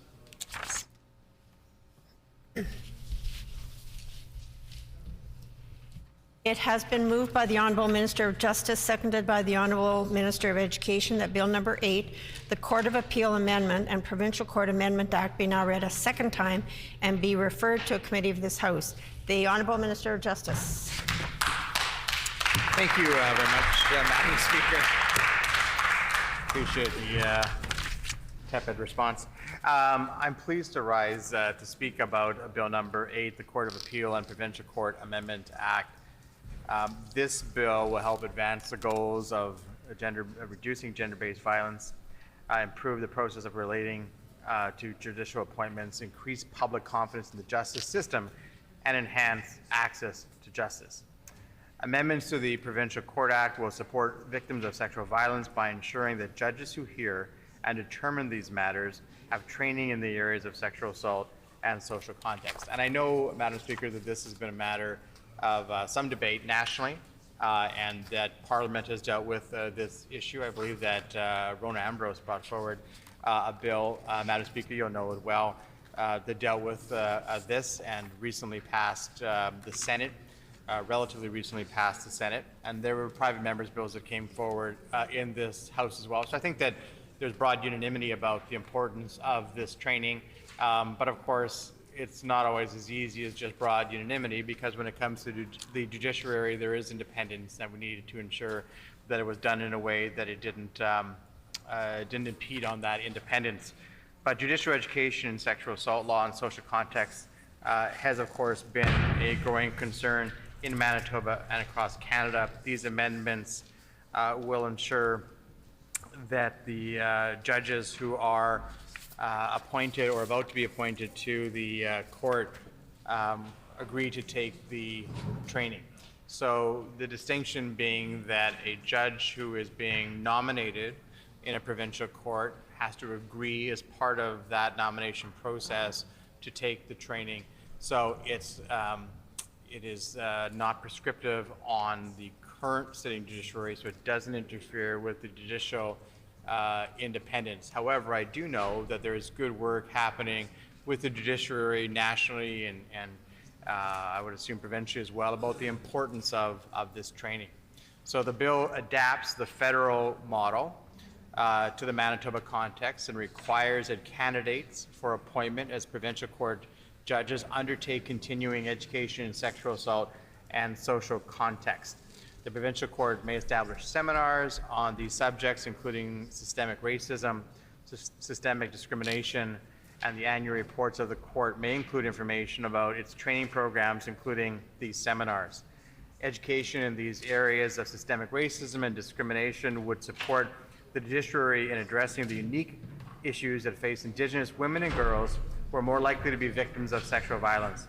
By public reporting the training program, the provincial court would increase public confidence in the justice system. The bill, therefore, protects the integrity of the independence of the judiciary while ensuring that I think the intentions of all members of this House are met by adopting the federal model by ensuring that those who are nominated to become judges agree to take the training. It will improve the process for appointing provincial court judges by enhancing the accountability of the appointment committee.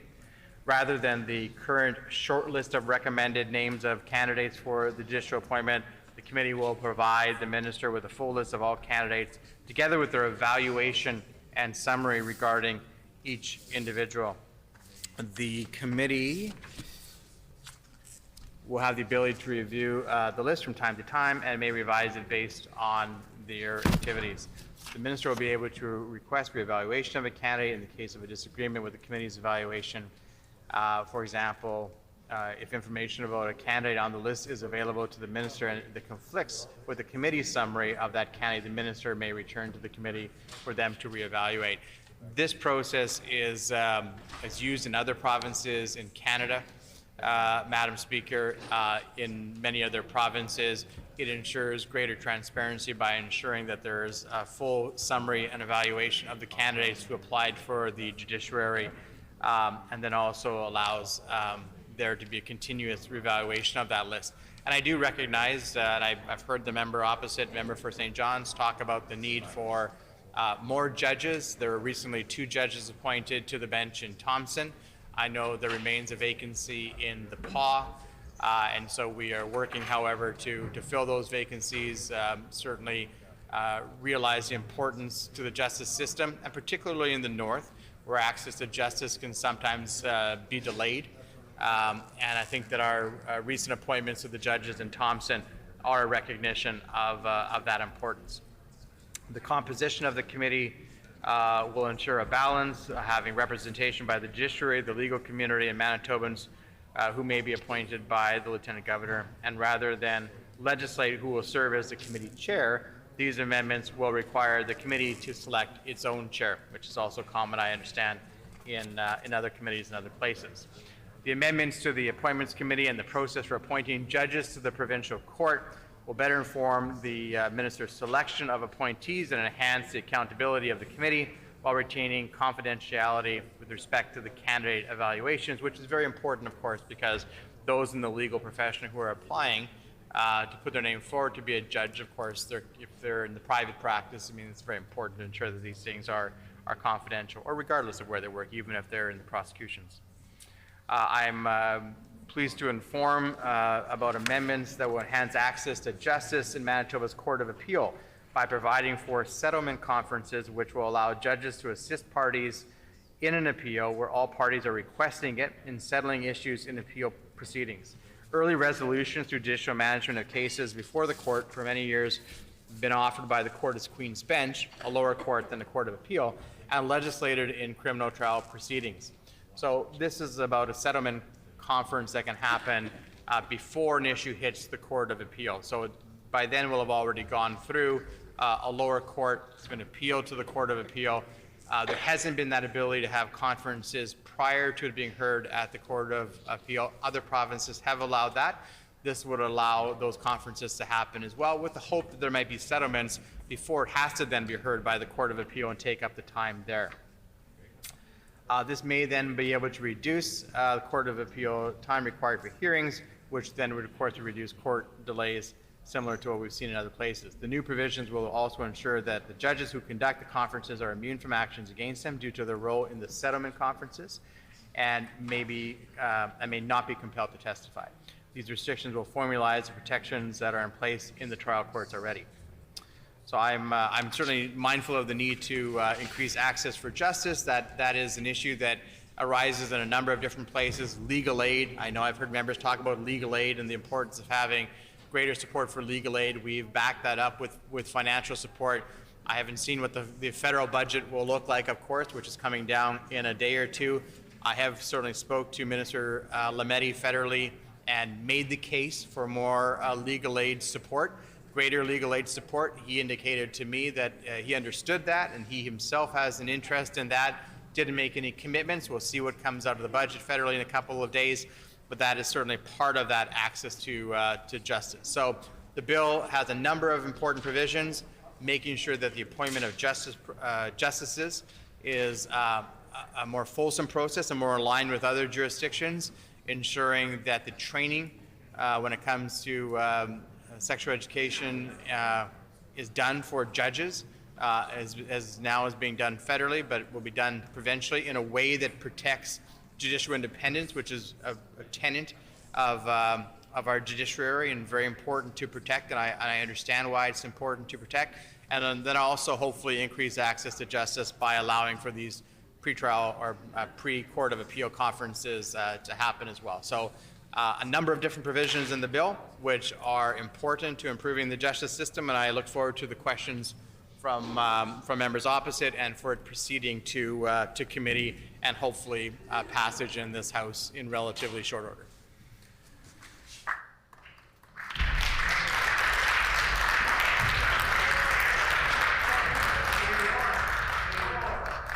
A question period of up to 15 minutes will be held. Questions may be addressed to the minister by any member in the following sequence. First question by the official opposition critic or designate. Subsequent questions asked by critics or designates from other recognized opposition parties. Subsequent questions asked by each independent member. Remaining questions asked by any opposition members. And no question or answer shall exceed 45 seconds. The honourable member for St. John's. Madam Speaker, would the minister share with the House today why the government is departing from the current selection approach that's in place for judges? The Honourable Minister of Justice. I thank my friend for the question. This brings us in line with other provinces as well to ensure that the Minister of Justice is able to get a full listing of those who have applied to be a judge, those who are qualified, and a summary of their evaluation. Right now, it's simply a list of 3 to 6 names. There's no other sort of descriptive value to it, and so it is limiting in trying to make selections, and it does bring us in line with other jurisdictions. The Honourable Member for Tyndall Park. Thank you, Madam Speaker. And I'm wondering why in this legislation the minister has the ability to request a re-evaluation of a judicial candidate. Would it not be better to delegate this to someone nonpartisan? The Honourable Minister of Justice.